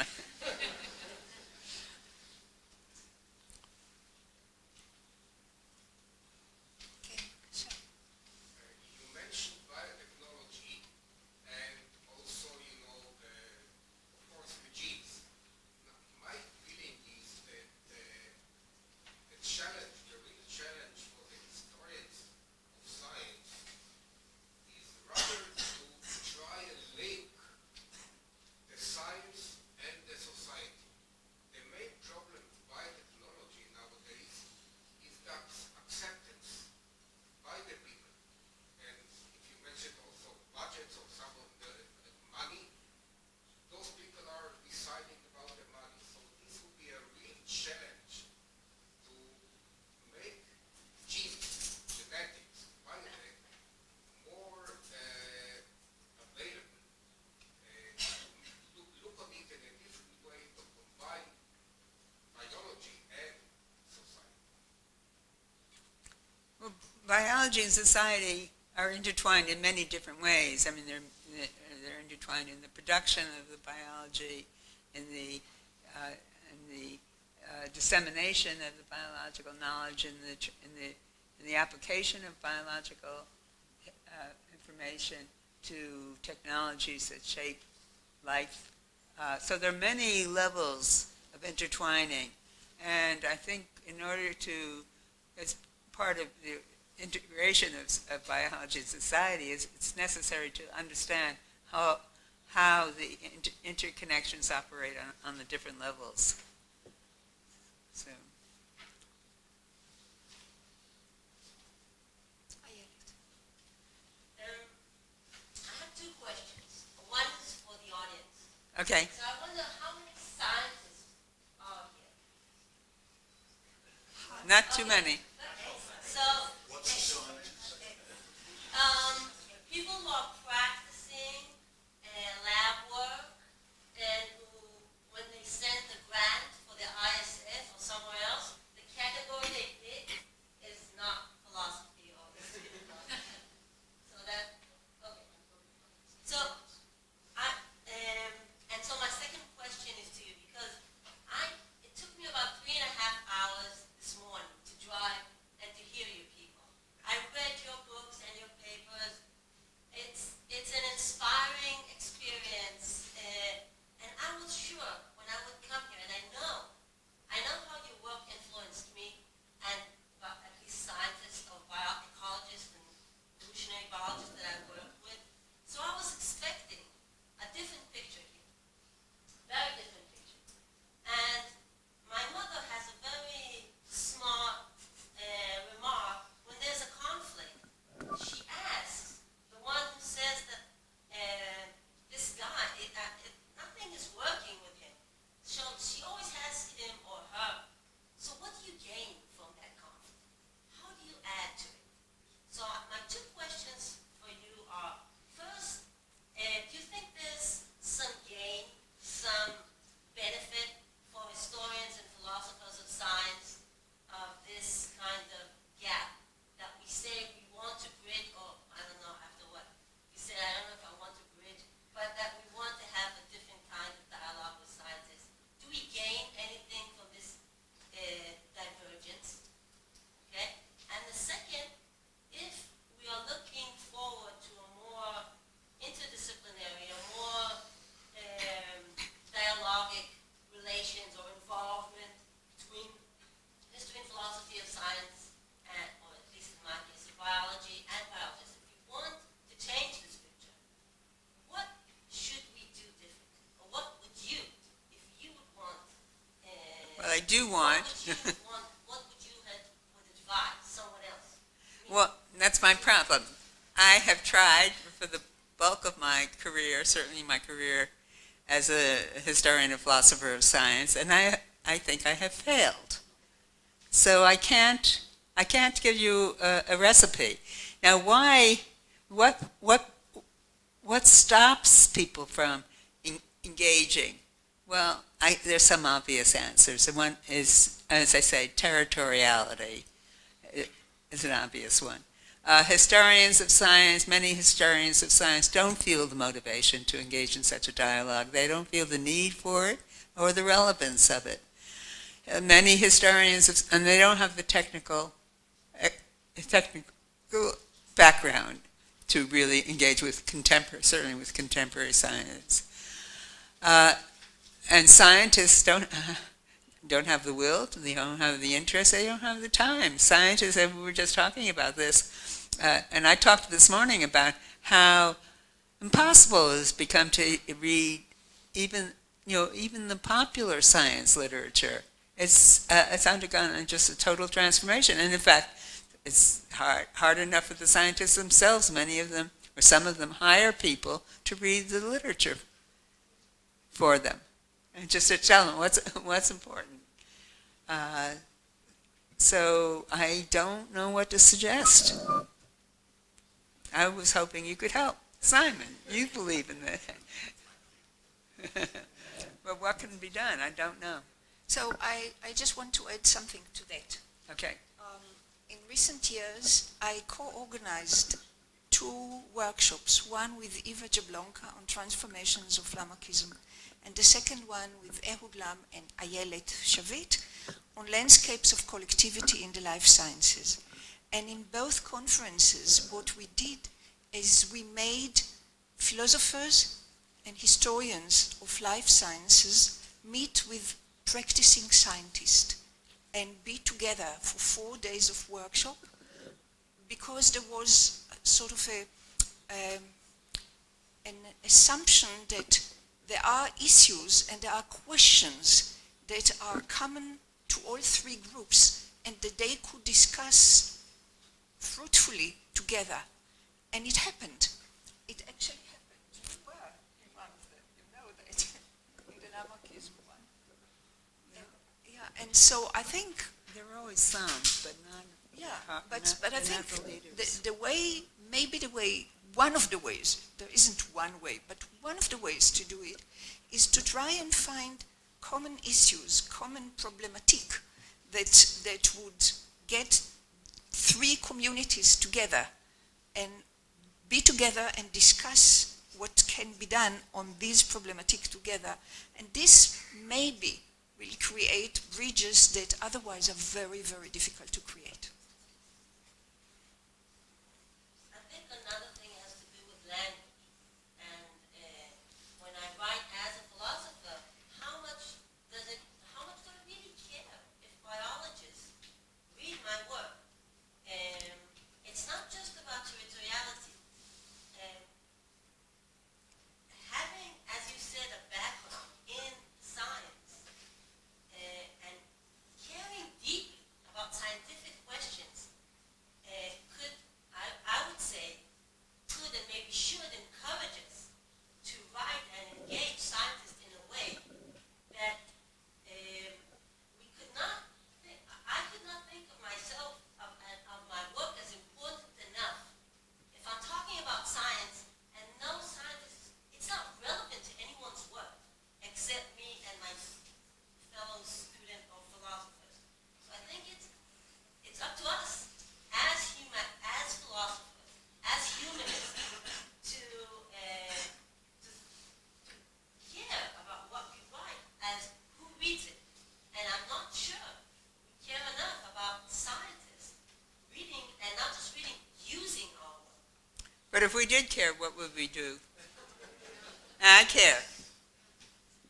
I think, so I don't want to catch time, but No. so the way I see it is a lot of the arguments come when someone feels he's going into an external audience. But a lot of the agreements come when you actually do the work. So I think there's salvation in practice. When I do a survey work with an ecologist and I ask him about these core concepts, like your book about key concepts. Keywords.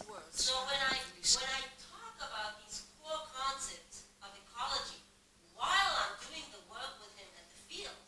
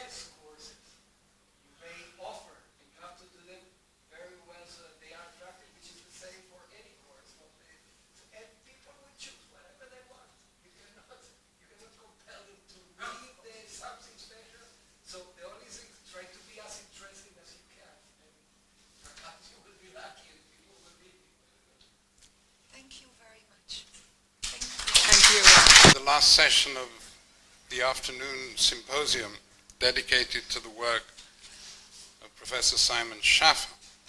And like Evelyn, I'll be personal. So I first met Simon in 1983, when we were both still young and energetic whippersnappers at the outset of our careers. Simon was a little more advanced than me and has remained as such ever since. I was still writing up my doctorate on Whewell at Queen's. Simon had just finished his, as I recall, on the history of astronomy with Michael Hoskins, right, at Cambridge, and had recently landed a job at Imperial College London, which he described at the time as the greatest budget cut in the history of science, as he was hired as a junior lecturer to replace both Rupert and Mary Bowers Hall. And little was I aware that during that period I was writing up my Whewell, which had a fantastic print run of 500 copies before OUP scuttled it, that Simon was finishing his masterly bestseller with Steve Shapin on Leviathan and the Air Pump. We got together often during my year at Queen's, during which, having a pint or two at the Wheat Sheaf in Oxford, prompted by Simon, we fantasized about the book on William Whewell, whom we were both interested in at the time. The book on William Whewell we'd have wanted to read, but nobody had written. And on a Wheat Sheaf napkin, we jotted down the chapter headings of the book we wanted to read, and then, after a third beer, I think, we started fantasizing about the people we would have liked to write those chapters, and we jotted their names down. And with that ink-stained napkin, we approached Angela Blackburn, I think her name was, at Oxford University Press, and it was accepted. And the napkin was published. I mean, it materialized into a book. And the rest is history. Returning to Israel, I realized immediately that Yehuda Elkanah had spotted Simon, and whom he appointed Silverman professor at the, it was not yet called the Cohen Institute, at the Institute, right, in 1987 that was, and added Simon to the highly select group of HPS talent that Yehuda had sort of spotted and rounded up and caused to pay frequent visits to Tel Aviv, to be part of the absolutely true mythic history of the Cohen Institute.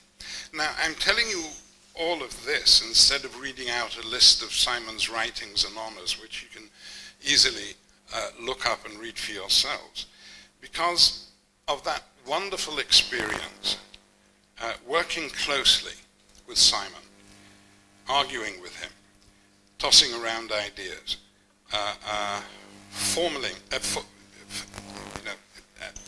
writing up shared texts, and what I want to convey is that nothing short of a continuous roller coaster masterclass in the liveliest and best informed intellectual engagement was that period with Simon, who remained fast friends since. And each time we meet, although it's become slightly infrequent in recent years, it's as though we'd never been away. It's an extraordinary experience working with him. And Simon Schaffer has never reserved that engagement with his close friends and colleagues. His CV of 2017, this is a year ago already, lists 45 doctorates written under his supervision with that same type of energetic engagement, and 41 radio and especially television broadcasts, which if you haven't seen, I very, very strongly recommend you do, especially one, Light Fantastic, The History of Light and Optics, a 4-part series on BBC television, which is a masterpiece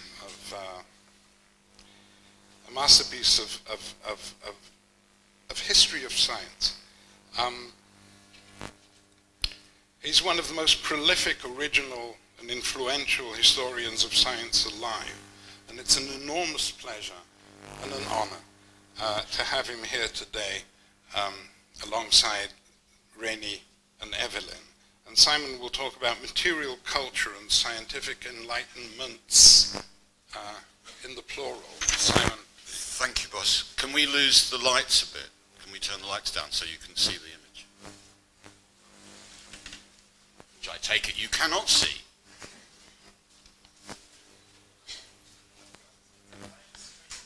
Bravo. Cool. Better? Okay. Thank you very much, Menachem, for that actually very moving and, as I hope to show, apropos reminiscence. So, my sermon today comes from the, I think unjustly neglected, but extraordinarily influential Cold War historical epistemologist Oscar Hammerstein III. When I'm feeling sad, he wrote in 1959, I simply remember my favorite things and then I don't feel so bad, unquote. One of my happiest professional memories, Rainey has already referred to it, and rightly so, was the series of 3 meetings that she convened in Berlin at the start of this millennium between a group of art historians and historians of science, the result of which, as I hope many of you will know, We Need the Royalties, was a volume that she edited, and I should say edited brilliantly, entitled Things That Talk, 2004. Today's enormously flattering and happy occasion seems an appropriate moment, to me at least, to revisit and reflect on what was and is at stake for the history of science in that timely attention to eloquent things that talk. And it's doubly appropriate because, as I want to show in these reflections, I want to address a remark that Evelyn Fox-Keller makes in one of her astonishing examinations, as we've just heard, of the long disdain and eventual recognition of notions and patterns in the sciences of gender and of life, once judged entirely unthinkable. What she calls, this is the phrase I want you to remember, a rare and wonderful moment when success teaches us humility, unquote. Really beautiful phrase about scientific enlightenment. And of course, enlightenments like that have histories, and I'm going to tell you one now. I'm following here in someone who played an even more important role in the development of our discipline in the 1950s than did Oscar Hammerstein. And I'm referring, of course, to Michael Polanyi. In an extremely fascinating and under-examined passage in Polanyi's masterpiece, Personal Knowledge, he writes, quote, "While ordinary people were once and always convinced of the fall of a meteorite, academicians managed to explain the facts away to their own satisfaction. The point being that everybody except scientists believed that stones fall from the sky.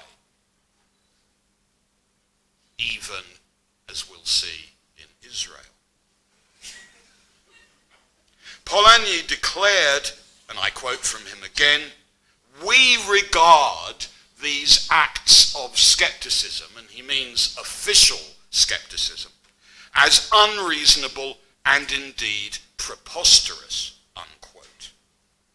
So what I want to do with you today is to combine attention to such enlightening reversals of belief. Remember Evelyn's phrase, the rare and wonderful moment when success teaches us humility, right? So once the scientists decided, oh my goodness, the plebs are right.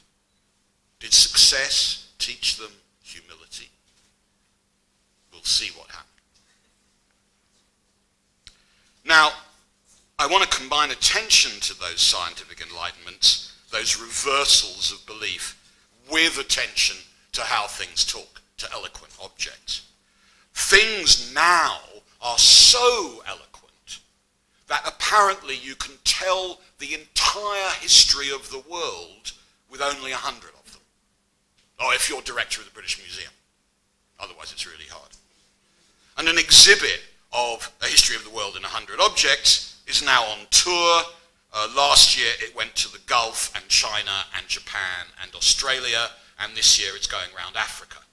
Not all 100 objects, obviously that would be too noisy, because each of them have a story to tell. So I thought I'd start by reminding us of the array of talkative things, the ways in which cabinets of curiosity, museum collections, and so on and so forth have become so important, not just in the workings of the sciences, but perhaps at least as equally fascinatingly in the display of the sciences as forms of art. Here in Mark Dion and Robert Williams' absolutely remarkable set of displays, Theatrum Mundi, which is 16, 17 years old. And of course, the range of things that preoccupy the histories of the sciences is disorderly and chaotic and heterogeneous indeed, ranging as it does from obviously artifactual things like this collision apparatus, which I introduced because it reminded me of the Dan David logo, basically, to things like this, which, as you've already guessed, will provide the burden of most of my talk. These are some things left over from the meteorite which dropped on Normandy in 1803 and whose sole historical function was to convince Jean-Baptiste Biot that peasants are right and stones can fall from the sky, as we will see. This, however, is my favorite thing. This is the Enzyme Meteorite. This is a celebrated stone, fantastically talkative, telling here, not least because such stones have figured so much in the history of theories of things, but for many reasons to do with enlightenment. It weighs about 130 kilograms. It's preserved in Ensisheim Town Hall in Alsace in the department of the Upper Rhine. According to a notice board that once hung next to it, listing its observed empirical properties, quote, "It has neither taste nor odor." Just think about that for a moment. It is blackish, scaly, streaked with white veins, strewn with white and shining grains of a mineral nature. It is of such a hardness that in hitting it with steel, it bursts out in sparks. No solvent, not even vitriol, affects it, except that it makes it smell of a very fetid sulphurous oil.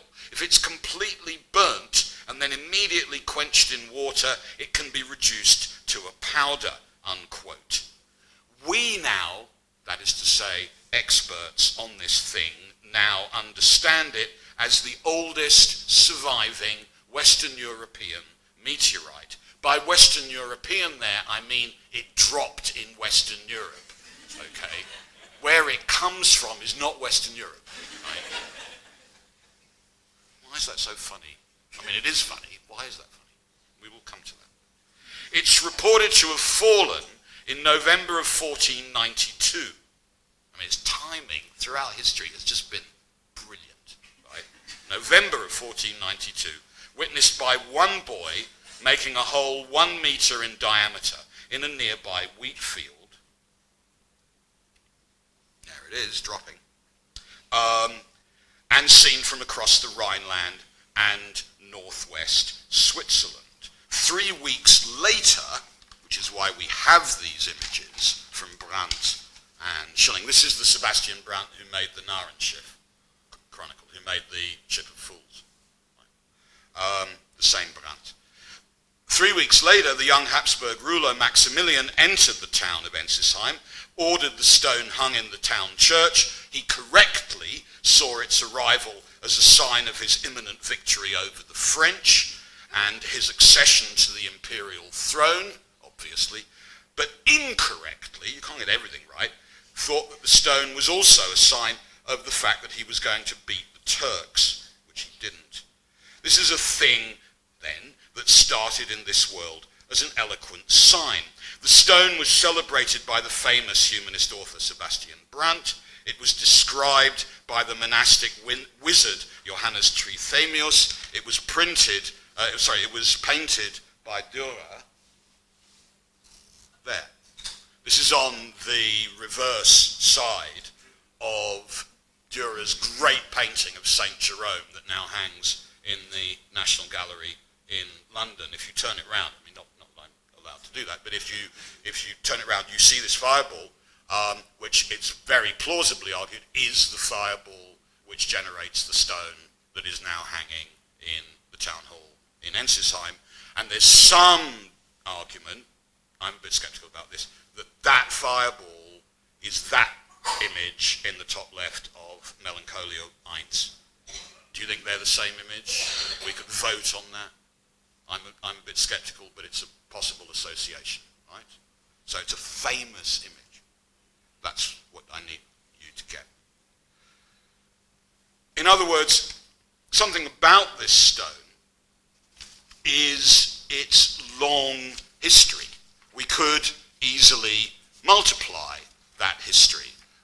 It was described by Conrad Gesner, who worried, understandably, about how much had already been removed by souvenir hunters. The Swedish destruction of the town in the 30 Years' War nevertheless left it unscathed. In 1771, a new law graduate from nearby Strasbourg, Johann Goethe, in accord with the skepticism of that time, so Goethe recalls, ridiculed the credulity of mankind precisely because Goethe, being a good enlightened lawyer, agreed with his masters that the notion of stones fallen from heaven was simply a popular superstition, and here was an example.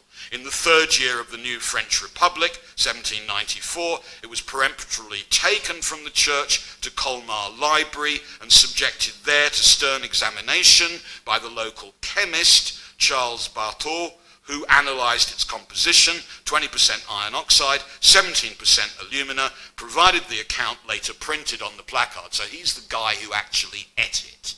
Right? That's what you did if you were a Jacobin, anti-clerical chemist. You went around eating meteorites. He judged it a stone washed from the nearby hills. He explained away the local cult as an example of peasants deceived by the fact that the pyrites in the stone glittered so much. But the stone soon hit back.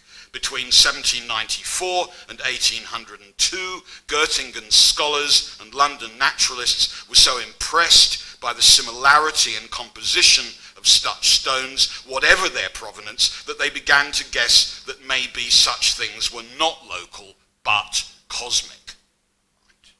Paris chemists ordered onto the job agreed eventually that this Ensisheim stone fitted the type. Back in Alsace, the local historian compiled a catalogue of Renaissance chronicles to back up the new official version and damn the Jacobin chemist Barthol as incompetent. The stone was put back in its place over the church choir. Goethe was converted to a belief in the extraterrestrial origin of the stone, and he had a bit in his cabinet in Weimar. And this is where the stone now is. These are all the bits of the stone that weigh more than 40 grams and where they are, right? So there is quite a lot in Ensisheim, and really quite a lot in the Musée d'Histoire Naturelle, and then you're never very far from a bit of this stone, frankly.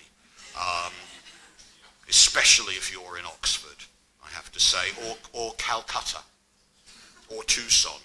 You get the point.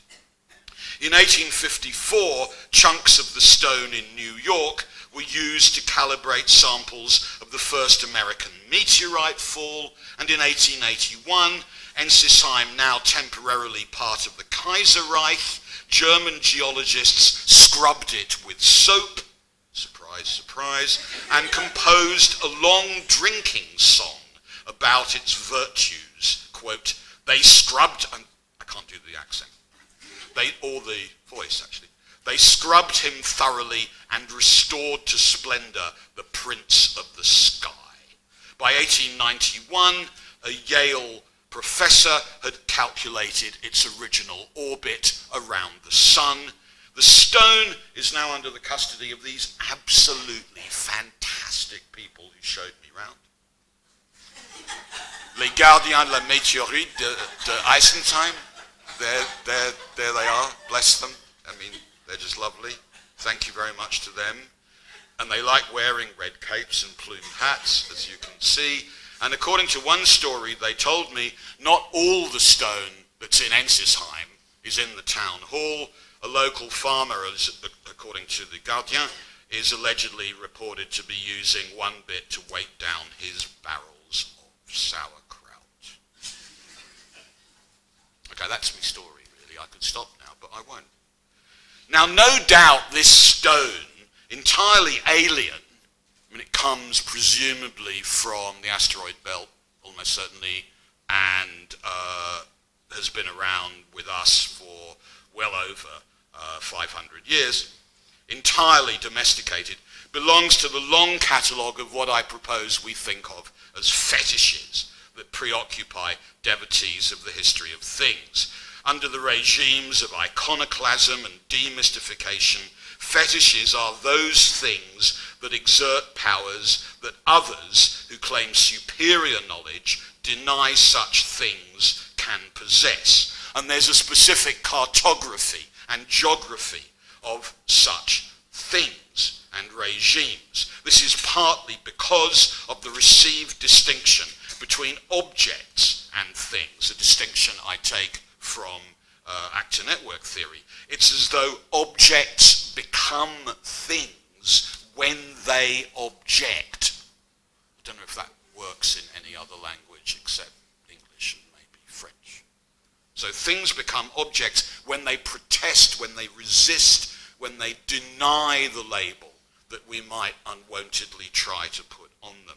We need precisely a specification of those places where objects can be deliberately made to stop working for us and misbehave so much that they then become things that we can confront and understand.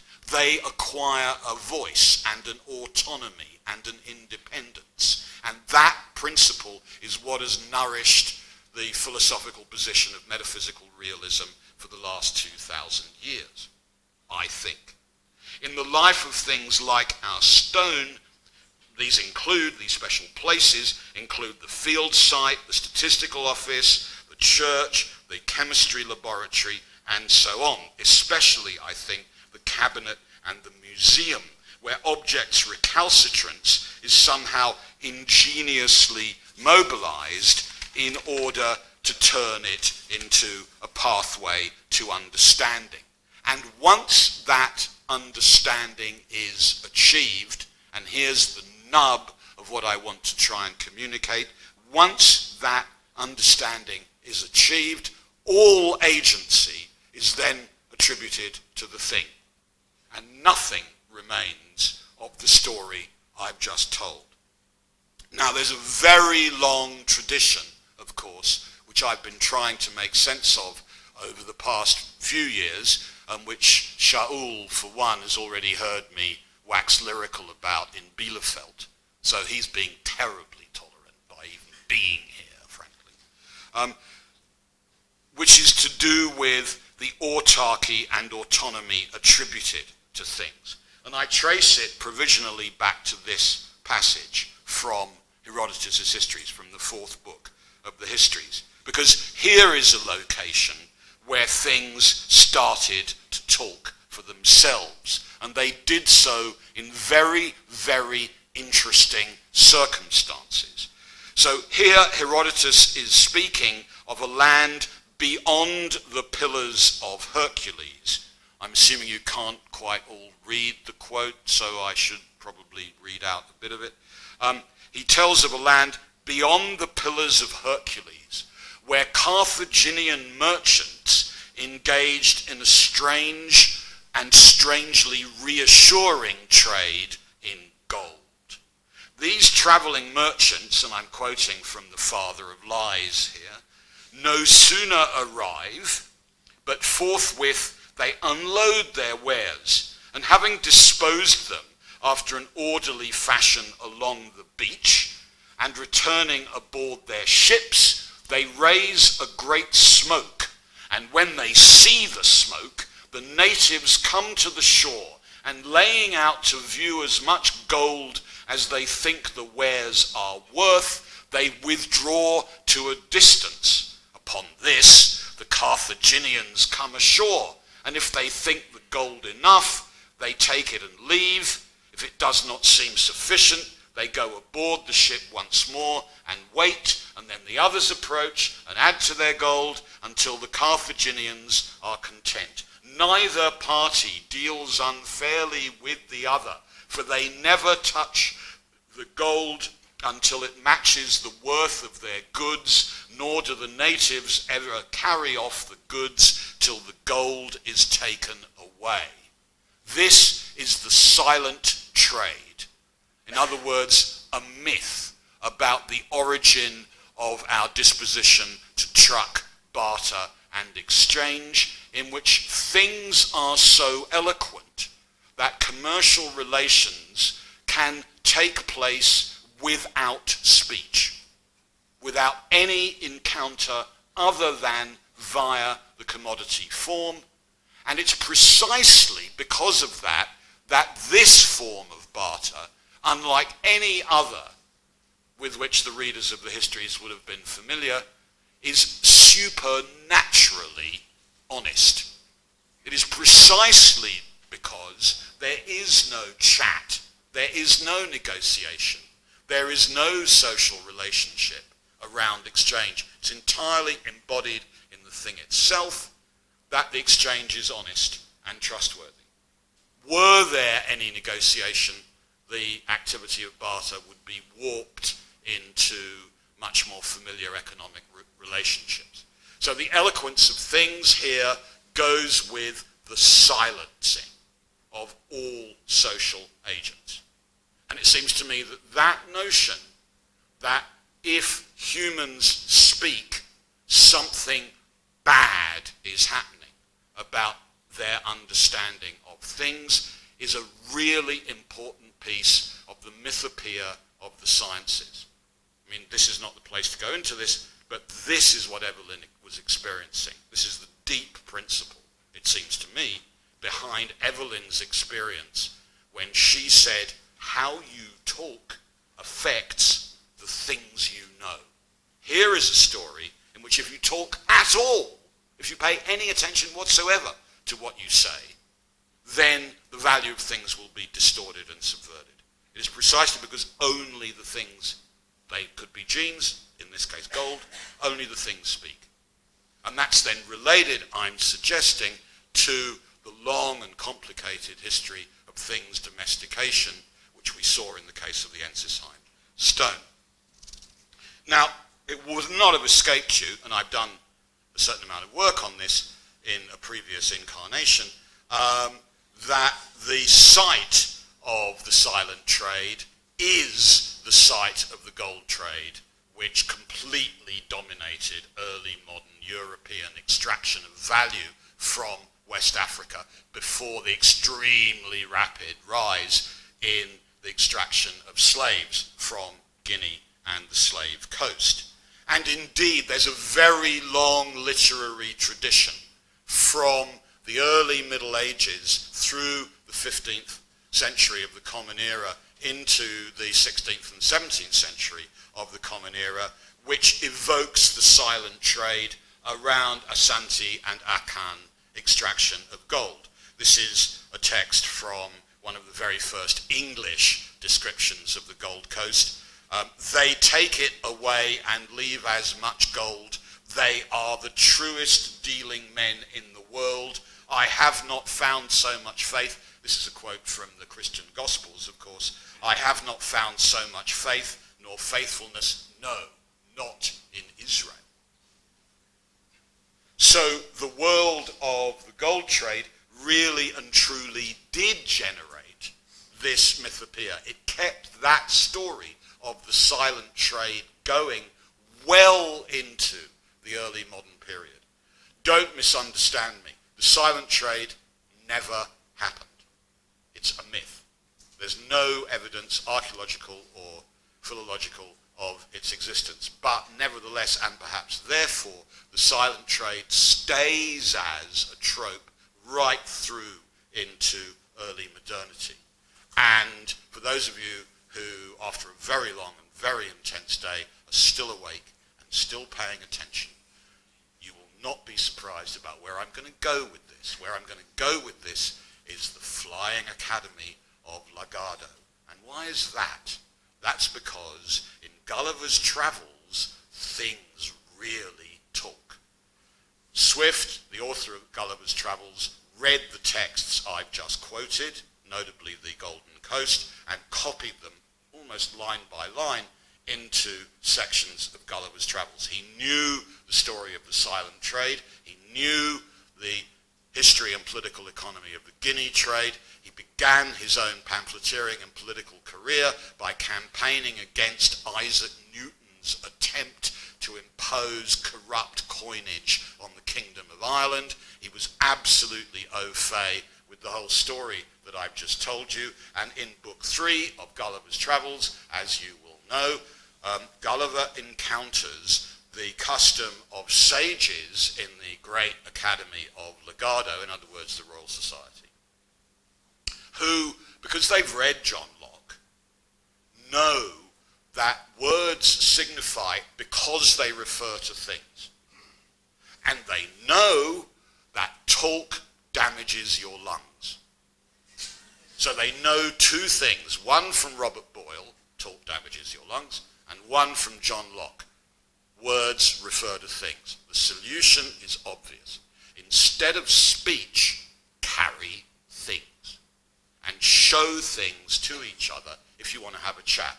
And your wisdom, your vocabulary, will then be proportional to the cube of the number of things your servant is capable of carrying around with you when you're at the academy. It is plain, Gulliver reports, that every word we speak is in some degree a diminution of our lungs by corrosion, and consequently contributes to the shortening of our lives. Since words are only names for things, it would be more convenient for all men, sick, to carry about them such things as were necessary to express a particular business they are to discourse on. I have often beheld two sages almost sinking under the weight of their packs, who would lay down their loads, open their sacks, and hold conversation for an hour together. And what conversation in this fantasy academy is showing things to each other. The sages are silent.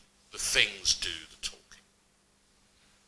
Now, no doubt, the utopia Swift satirizes here is that of a world in which meanings and values travel without mediation. That's what's at stake in the Swiftian satire. The myth of the silent trade especially stressed that such commerce, as I've indicated, was preternaturally honest and never needed local agents. Normally, the legato way with things has been associated with Swift's attack on the plain style and nominalist philosophy of the early Royal Society, its dreams of universal languages.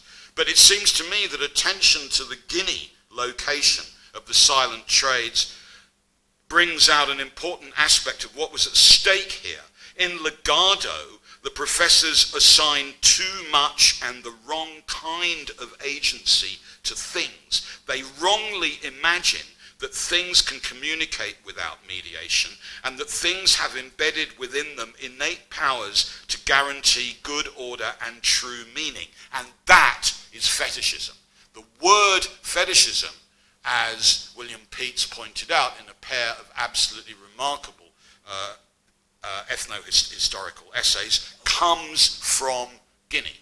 It comes from Portuguese and Dutch and then English and French encounter with the gold trade. So it's not anachronistic at all to apply the word fetish to the image that you're seeing here, an image which of course generated what is now called thing literature or it literature written during the Enlightenment, notably the text on the left, Charles Gilden's The Golden Spy, or a political journal of the British Knights' Entertainment of War and Peace and Love and Politics, wherein are laid open the secret miraculous power and progress of gold in the courts of Europe, which is an autobiography of a gold coin as it circulates around European society, destroying social relations, but having really quite a good time.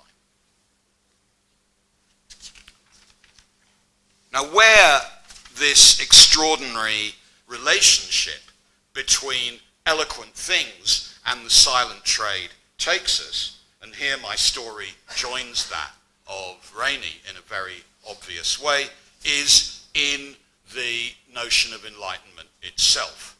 As we've seen in the case of Goethe's encounter with the Ensisheim stone, the enlightened rationally rejected the idea of eloquent stones. They assumed that every stone advertised as fallen from heaven was a fetish, that it had powers such objects cannot legitimately have. They assumed that the attribution of such powers to such eloquent things was a sign of primitive superstition.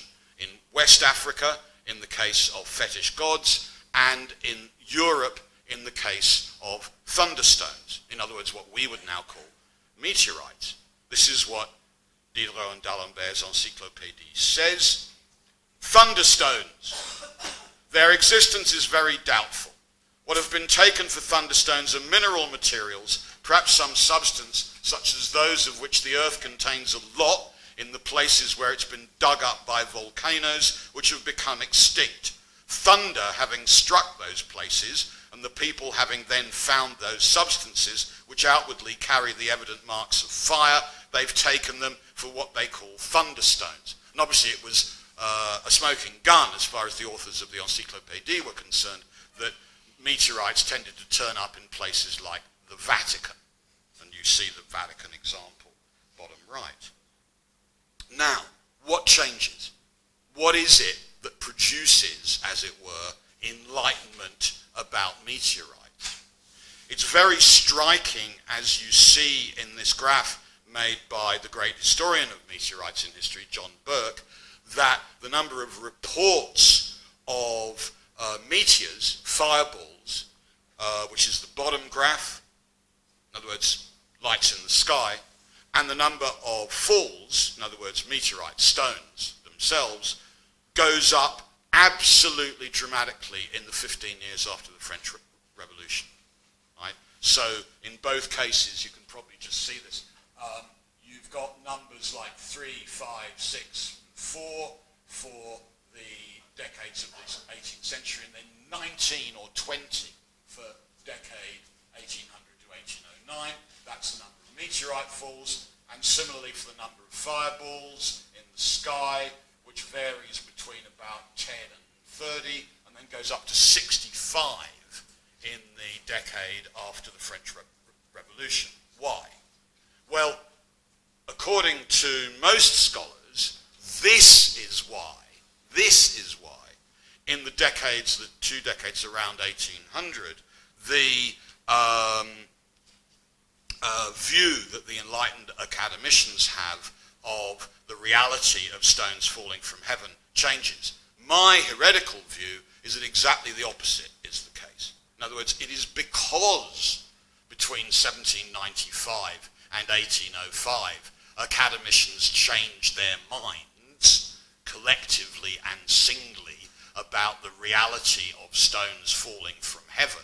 In other words, fireballs are meteorites, that the numbers reported and recorded in the museums and the archives of enlightened and revolutionary Europe suddenly shoot up. That seems to me to be a much more plausible explanation than a kind of sudden providential increase or weird change in the eyesight of post-revolutionary Europeans or something like that. So it's the change in official knowledge that changes the data here. Now, how did that happen? In my view, it happened because of a reorganization of categories of superstition and of prejudice, precisely the words that are used not only in Europe, but also in its colonies, as here in 1802, when the British medic for the East India Company in Varanasi, in Benares, sends to the Philosophical Transactions of the Royal Society a report of a circumstance of so extraordinary a nature as the fall of stones from heaven, which could not fail to excite the wonder and attract the attention of every inquisitive mind, and he then dismisses every indigenous witness completely out of account. Because among a superstitious people, we are naturally led to suspect the influence of prejudice and superstition. My inquiries were therefore chiefly directed to the Europeans who were but thinly dispersed about that part of the country. In other words, enlightenment about falling stones follows the contour of the social hierarchy of trust in a very precise way. Residents in Varanasi, when they see a stone falling from heaven, are being superstitious. When Europeans see a stone falling from heaven, they are being enlightened. Similarly with the museum collections, this is an absolutely beautiful image of Emperor Francis I of Austria, Francis Habsburg, and the directors of his mineral collection. Most of the stones on that table are what are now thought of as meteorites, but the director of the cabinet, the Jesuit-trained Andreas Xavier Stutz, writing in 1790, says about a particular iron meteor that the emperor was particularly proud of. Look, it may have been possible for even the most enlightened minds in Germany to have believed such things back in 1751, due to the terrible ignorance then prevailing of natural history and practical physics. But in our time, it would be unpardonable to regard such fairy tales as likely. So what Stutz is saying in 1790 is, it's only the ancients who believe that stones can fall from heaven. And there were even idiots as recently as 1751 who thought that, because we're now enlightened and we don't believe that stones can fall from heaven. The iconography of meteors clearly plays a role. These quite remarkable pictures of the great meteors of 64 and 83 play an important role in beginning to change the view about their possibility. But it's objects like this that really shift belief. This is a stone that fell on Yorkshire, not the whole of Yorkshire, it's not a very big stone, right? In 1796, and was then brought in bits to London, where you could pay really quite a lot to see the stone and read the testimonials signed by such people as the local naval officer, Captain Topham, and the local priest, Reverend Preston, and so on. NB, the neighbourhood of that part of Yorkshire where the stone fell, in the neighbourhood of that part of Yorkshire where the stone fell, all agree as to the phenomenon in the atmosphere which attended this remarkable event. When Joseph Banks, the then president of the Royal Society, saw this display, he was exceptionally sceptical of it. Why was that, Joseph? Because the stone that was put on show in London strangely resembled the stone that Williams had described falling on Benares. Banks's view as late as 96 was that since these two stones, one in England, one in India, were so similar, this must be a con trick designed to, as it were, take the piss, satirize the claims of naturalists who believed that stones could fall from the sky. In other words, precisely the evidence that 5 or 6 years later is going to be evidence in favour of stones falling from the sky, at this point is taken to be evidence against it. So even that evidence turns out not to be decisive. Gone too fast. It was this event, as the best recent scholarship by Mathieu Gounel at the Musée d'Histoire Naturelle has shown, it was this event that really shifted enlightened belief. The fall of the L'Aigle meteorite, the meteor of the 6th of Floréal, year 11, or late 1803 in Normandy, which prompted the young Jean-Baptiste Biot and his allies to launch what has to be thought of as a Laplacian survey of a part of French territory. What really mattered here was not the collection of the pieces of the meteorite.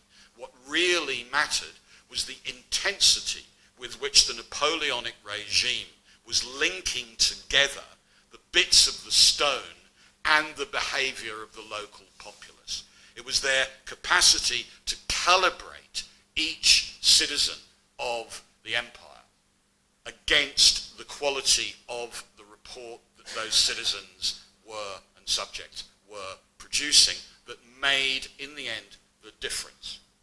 What Biot did in a series of absolutely extraordinary proto-social scientific surveys, kind of scientific ethnography almost, of the relationship between the social standing of each witness and what they said they saw, the decomposition of all of this.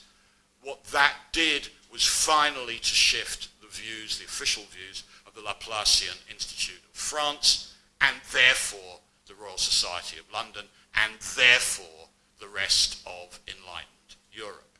So it wasn't, in the end, the similitude of chemical composition worldwide. And it certainly wasn't an increase in the number of sightings. Those I take to be consequences rather than causes. What really changed was the relationship between the eloquence of the things involved in this episode and the forced eloquence of the people involved in saying so. And in the Biot report, it's the eloquent samples that he brings back to Paris and the eloquent subjects of Napoleon the Great. Coda. This is ALH 84001. This is the most importantly eloquent meteorite of the late 20th century because for a period of about 15 to 18 years, this meteorite was believed to have carried signs of life on Mars. It was gathered in the Allen Hills in Antarctica and brought to the Johnson Space Center in Houston and then presented at a remarkable press conference on the 7th of August 1996. This is a very eloquent thing indeed. After 4 billion years underneath the surface of Mars and 16 million years in interplanetary space and 13,000 years in the Antarctic and 8 years of misclassified storage archives matter, folks. 8 years of being in the wrong place in Houston. I mean, I'd kill myself if I was in the wrong place in a fridge in Houston. but this stone kept speaking. Okay. And then 2 years hard collaborative work by geologists and chemists and spectroscopists and exobiologists. As I say, this rock appeared at this press conference. This is a press conference picture in August of 1996. Those who spoke on the rock's behalf pointed out the carbonate rosettes surrounded with polycyclic hydrocarbons, and where the carbonates had dissolved magnetic crystals of characteristic shape. They added that there was electron microscopic evidence of nanofossils. All 4 elements of that story, each combined, each separately defeasible, but in combination suggesting a tale of early Martian life. Simple journalistic enthusiasm about the possibility of life on Mars through a peculiarly eloquent rock was to be expected, but it wasn't limited to journalists. Presidential candidate Bill Clinton spoke as follows through the office of the press secretary. Today, and here I'm really not going to do the accent, right? Rock 84001 speaks to us across all those billions of years and millions of miles. It speaks of the possibility of life. If this discovery is confirmed, it will be one of the most stunning insights into our universe science has ever uncovered. Its implications are as far-reaching and awe-inspiring as can be imagined. Even as it promises answers to some of our oldest questions, it poses still others even more fundamental. We will continue to listen closely to what it has to say as we continue the search for answers and for knowledge that is as old as humanity itself, but essential to our people's future. Things talk. In the case of Clinton's press statement, they talk extremely eloquently. As many of you will know, unfortunately, ALH 84001 has turned out to be a pretty unreliable spokes rock, and there's now rather little agreement that any of the 4 variables, notably the nanofossils, are indeed signs of life, and rather what they speak of is the process which the rock experienced when it entered the Earth's atmosphere rather than what had happened on Mars. But the point of my long excursus around eloquent rocks and the silent trade has been to remind us of how common that idiom is, and to think what that idiom means in politics, in science, and in our culture. That old faith that things are only understood and only help understanding when they speak with one voice and with no ambiguity and no mediators, when they can be entirely trusted. I have not found so much faith nor faithfulness, no, not even in Israel. That faith needs to be called into question. Shifting and shifty things do in fact, I submit, help define the standing of all the different agents who have a stake in their understanding.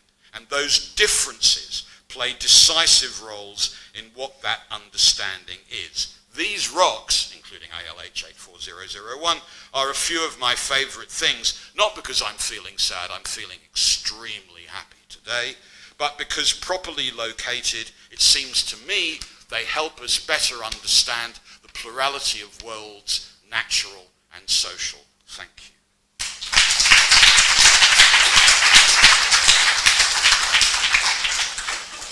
Should I leave him up? Or her?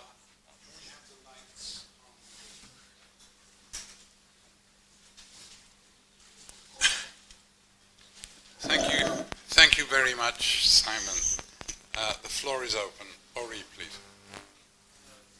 I was wondering whether there's a part of the story that's a bit missing, that is very relevant to I'm describing the history of meteorites. That's the understanding of comets, which Absolutely. become very sharp in the middle of the 18th century, especially around the 50s, the 18th century. We have Halley's comet,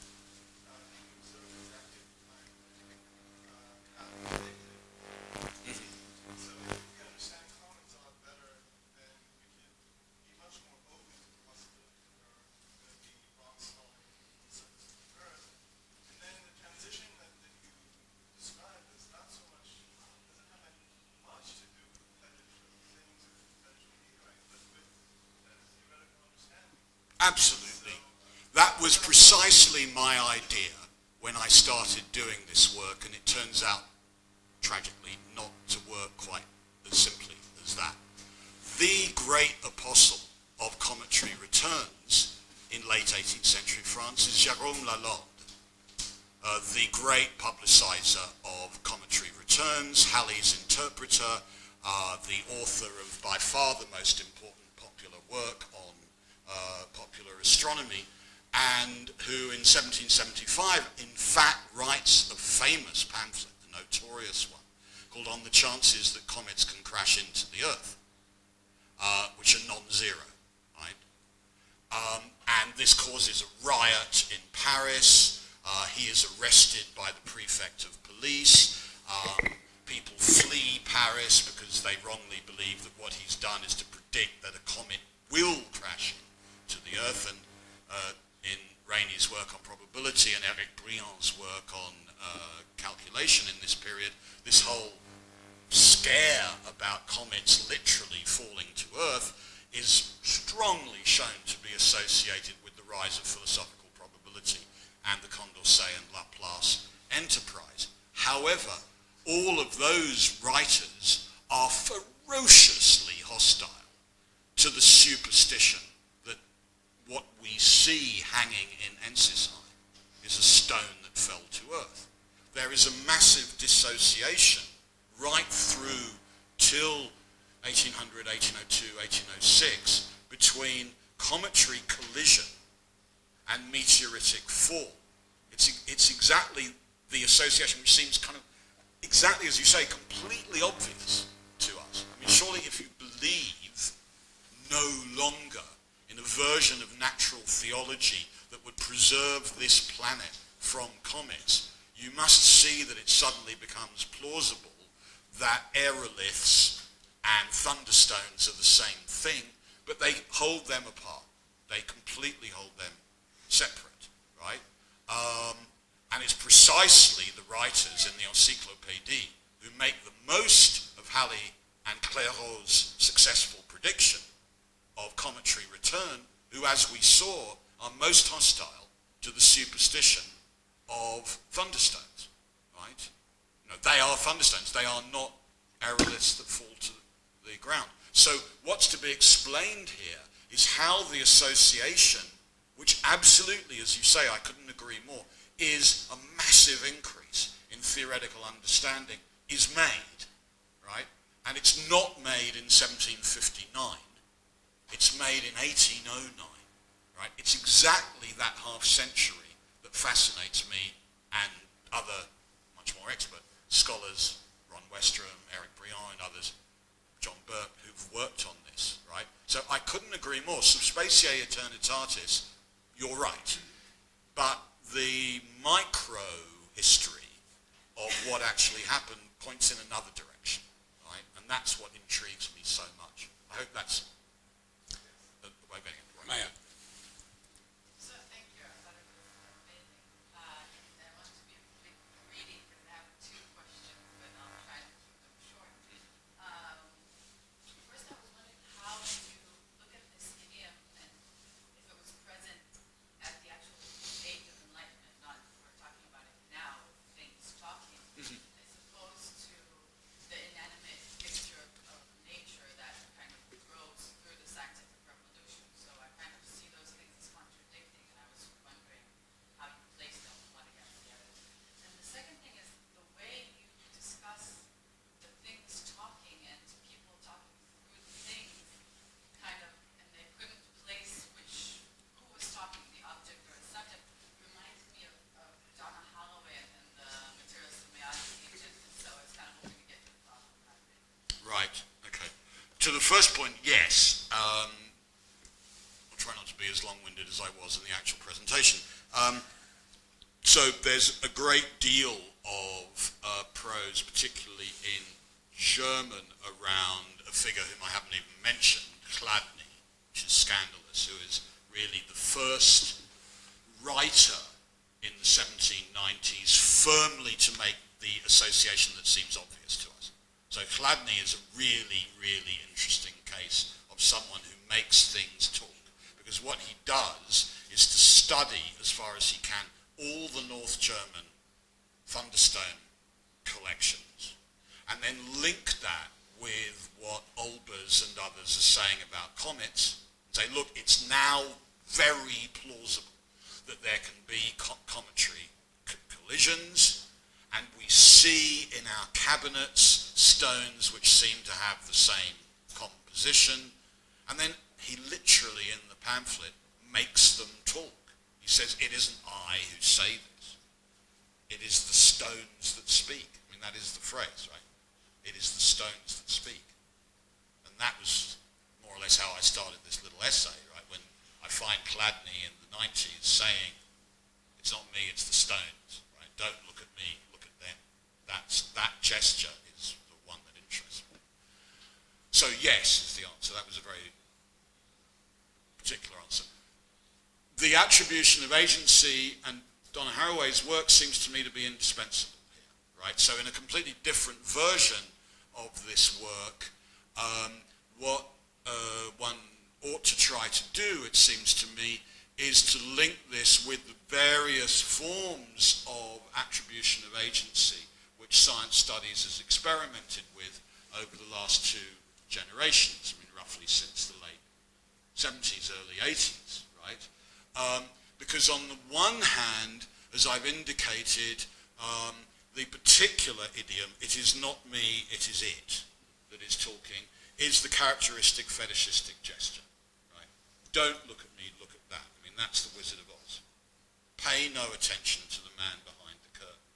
Right? It isn't me, it's it, okay? And that's a gesture of fetishism. All the power resides in the thing in itself, and no power, apparently, in those who are deliberately manipulating it for their own purposes. And that's what nourished, and I think still nourishes, a great deal of discourse on popular ignorance, popular superstition, elite over-imagination, and so on. I could say a great deal about that. Right? On the other hand, it's been a very radical, progressive, and it seems to me liberatory move within a lot of science studies to recognize the kind of activation that is in play in some of these stories, precisely because it seems to me to be worth going back to what Polanyi is talking about there. What is he saying, right? Why, in the middle of this extraordinary Cold War piece of far-right philosophy, which is nevertheless the founding text, or one of them, of the social studies of science, does Polanyi decide to talk about this reversal of Enlightenment faith? He does so for a reason that is very strongly linked to what Rainey was evoking for us so well at the start of the show. His argument, and you'll see this resonates with Donna's work really, really closely, right?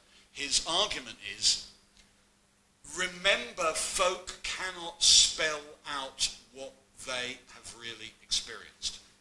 Remember that the demand to be transparent and explicit is a demand too far, because scientific knowledge and understanding is embodied.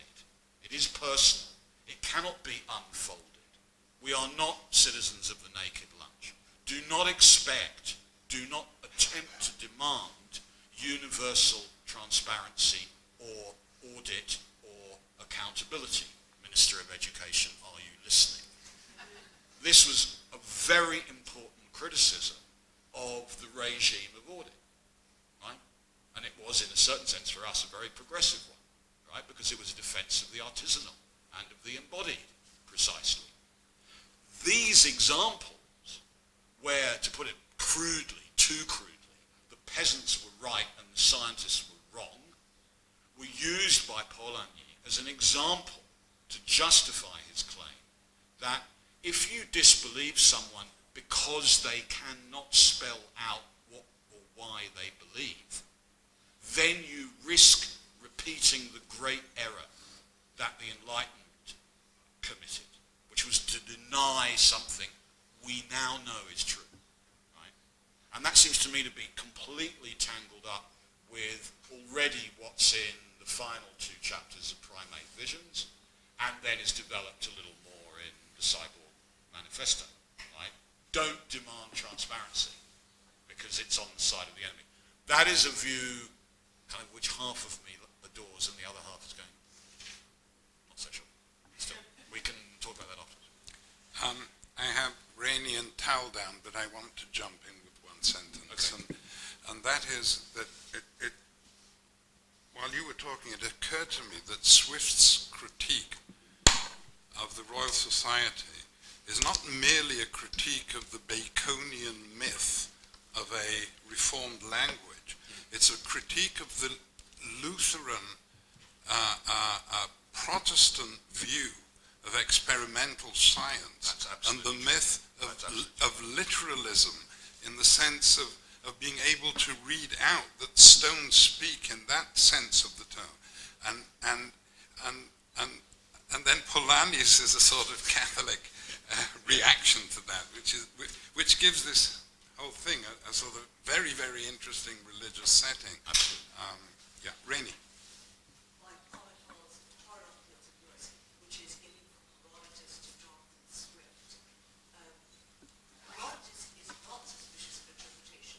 Both the Carthaginians and the natives of the Gold Coast are indeed compelled to judge whether or not the wares and the gold balance one another. Jonathan Swift is an enemy of interpretation, and I agree with Malcolm. The path to raise ipse loquitur is sola scriptura.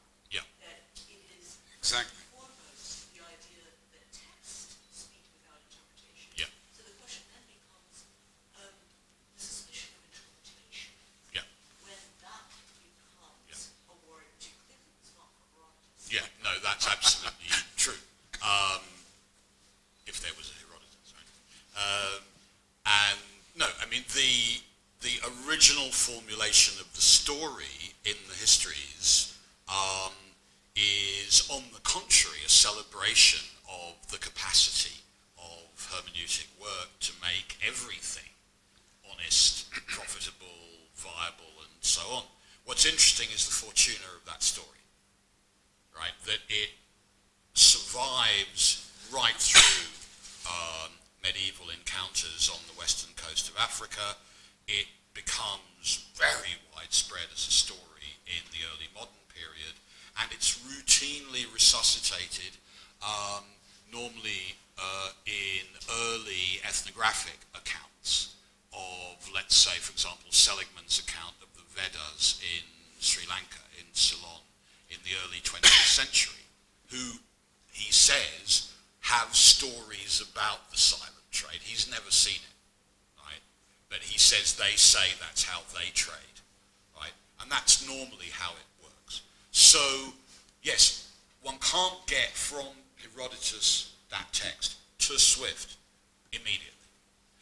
One must go through, it seems to me, the confessional and the highly politicized, to put it mildly, confessional milieu in which Gulliver is being written, right? However, it's the longue durée of this story that seems to me to be so fascinating, that against all experience, one is constantly told that one has encountered, that the person who's telling you this story has encountered this episode, has encountered this practice, right? And this ranges across Venetians, reports of Prester John, Mongol traders in Persia, South India, as I've said, Southeast Asia, in Newfoundland, and so on. So there isn't a quick shift against interpretation. By the time we get to the Academy of Lagado, it's obvious what the problem is, right? And it must have happened at the period that both you and Menachem have pointed to. There's a sort of particular biographical detail there, which is the relation between what Swift is urging in Book 3 of Gulliver and the particular politico-theological problems that that book is about, is very strong evidence indeed that it's about reading Scripture, right? Because this is the same academy as an academy that generates texts by machines, after all, right? And this is the next thing that Gulliver sees, right? So And meaning by accident. yeah. So, monkeys and typewriters and Shakespeare. This is exactly the next thing, right? So the relation specifically in that text between textual interpretation and the eloquence of things is very, very clear. And the politics of that, I think, is very clear too. I mean, it's essentially an argument against evangelical Protestants, who are his enemies, like you. Last question of the day, Tal. No pressure. Thank you for a wonderful talk. I'd like to go back to the point of turning point in your talk, when there was a shift. Right. And sort of peasant testimony started to count. Yeah. It seems that the peasant in that narrative is a prerequisite for things to talk. And I'd like to hear a bit more about the survey as a technique, because it seems to me to make an interesting claim, right, that suggests that we have a moment here of democratization of epistemology, or equalization of testimony. Put together all these people and all these stones. There's something that takes away agency from them and gives it to the stones. And sort of the technique becomes the main thing. So if you could comment about the role of survey in that story. Absolutely. So there's a lot to say about that. Let me refer you in particular to the work of Ron Westrum, who many years ago wrote a marvelous piece in Social Studies of Science on on knowledge of anomalies in the case of meteorites, and more recent work by Mathieu Gounelle, Gounelle, who's curator, I'm killed for his job, right? Who's curator of meteorites at the Musée d'Histoire Naturelle, which is like a perfect job. Anyway, because they stop moving once they enter the museum, so you're really safe. So what one learns from those two studies, and then reading the reports from Biot and others at the time, is that, and I'll just read out what I've written here. Biot distinguishes between an extraordinary fact reported by trustworthy people, unquote, and what he calls a supernatural fact, fait supernaturel, which must be rejected. Quote, people's agreement does not give any weight to this because the people are disposed to believe everything. Right? So what's going on is that Biot becomes a stand-in for the reliable, enlightened citizens. Right? That's what the survey involves. He spends several days in southern Normandy doing triage, teasing out the people who are to be trusted on extrinsic grounds, what he calls the enlightened workman, right? And those who are not to be trusted. And he shows that there's a correlation between the degree to which the report is, as he says, supernatural, and the degree to which they're unenlightened. And so what he's done is to forge the relationship éclairé, fiable.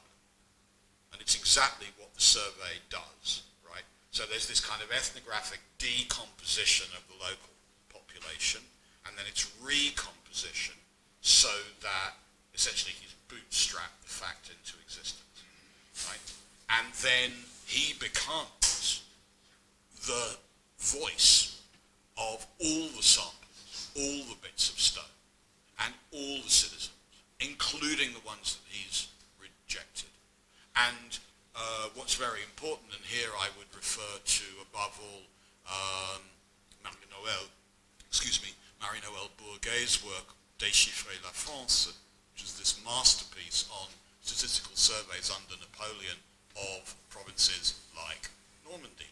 If you look very carefully, This is an area of Normandy that has just been subject to very intense Bonapartist surveys. And then another surveyor arrives, only he's from the Institute. And he has to report to the Ministère de l'Intérieur, who is a Laplacian.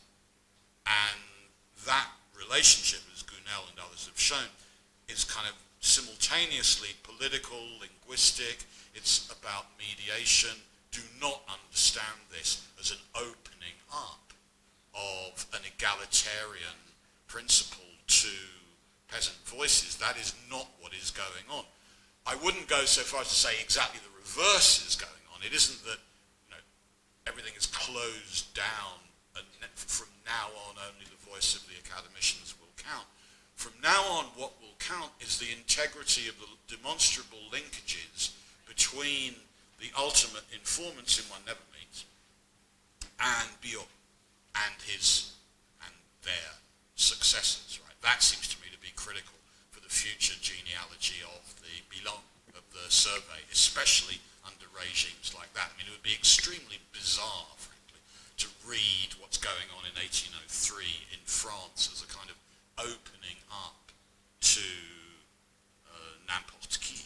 That's not what's happening. It's a much more ingenious and exquisite reorganization of voice. And the reason, finally, that I've emphasized voice here is because of the idea of the porte-parole, of the idea of the spokesperson, and the way in which things and humans exchange their properties in that very interesting way at that decisive moment. Right? It's a shame the stone didn't fall on Burgundy, but it had to fall on Normandy. Right? If it had fallen on Burgundy, then my story would be told. So this brings a splendid day to its end. Thanks to you being awarded this prize. Thanks for coming here. Thanks for being here. And thanks for making this day what it has been. A really, really special occasion. Thank you so much, Rainey, Evelyn, and Simon.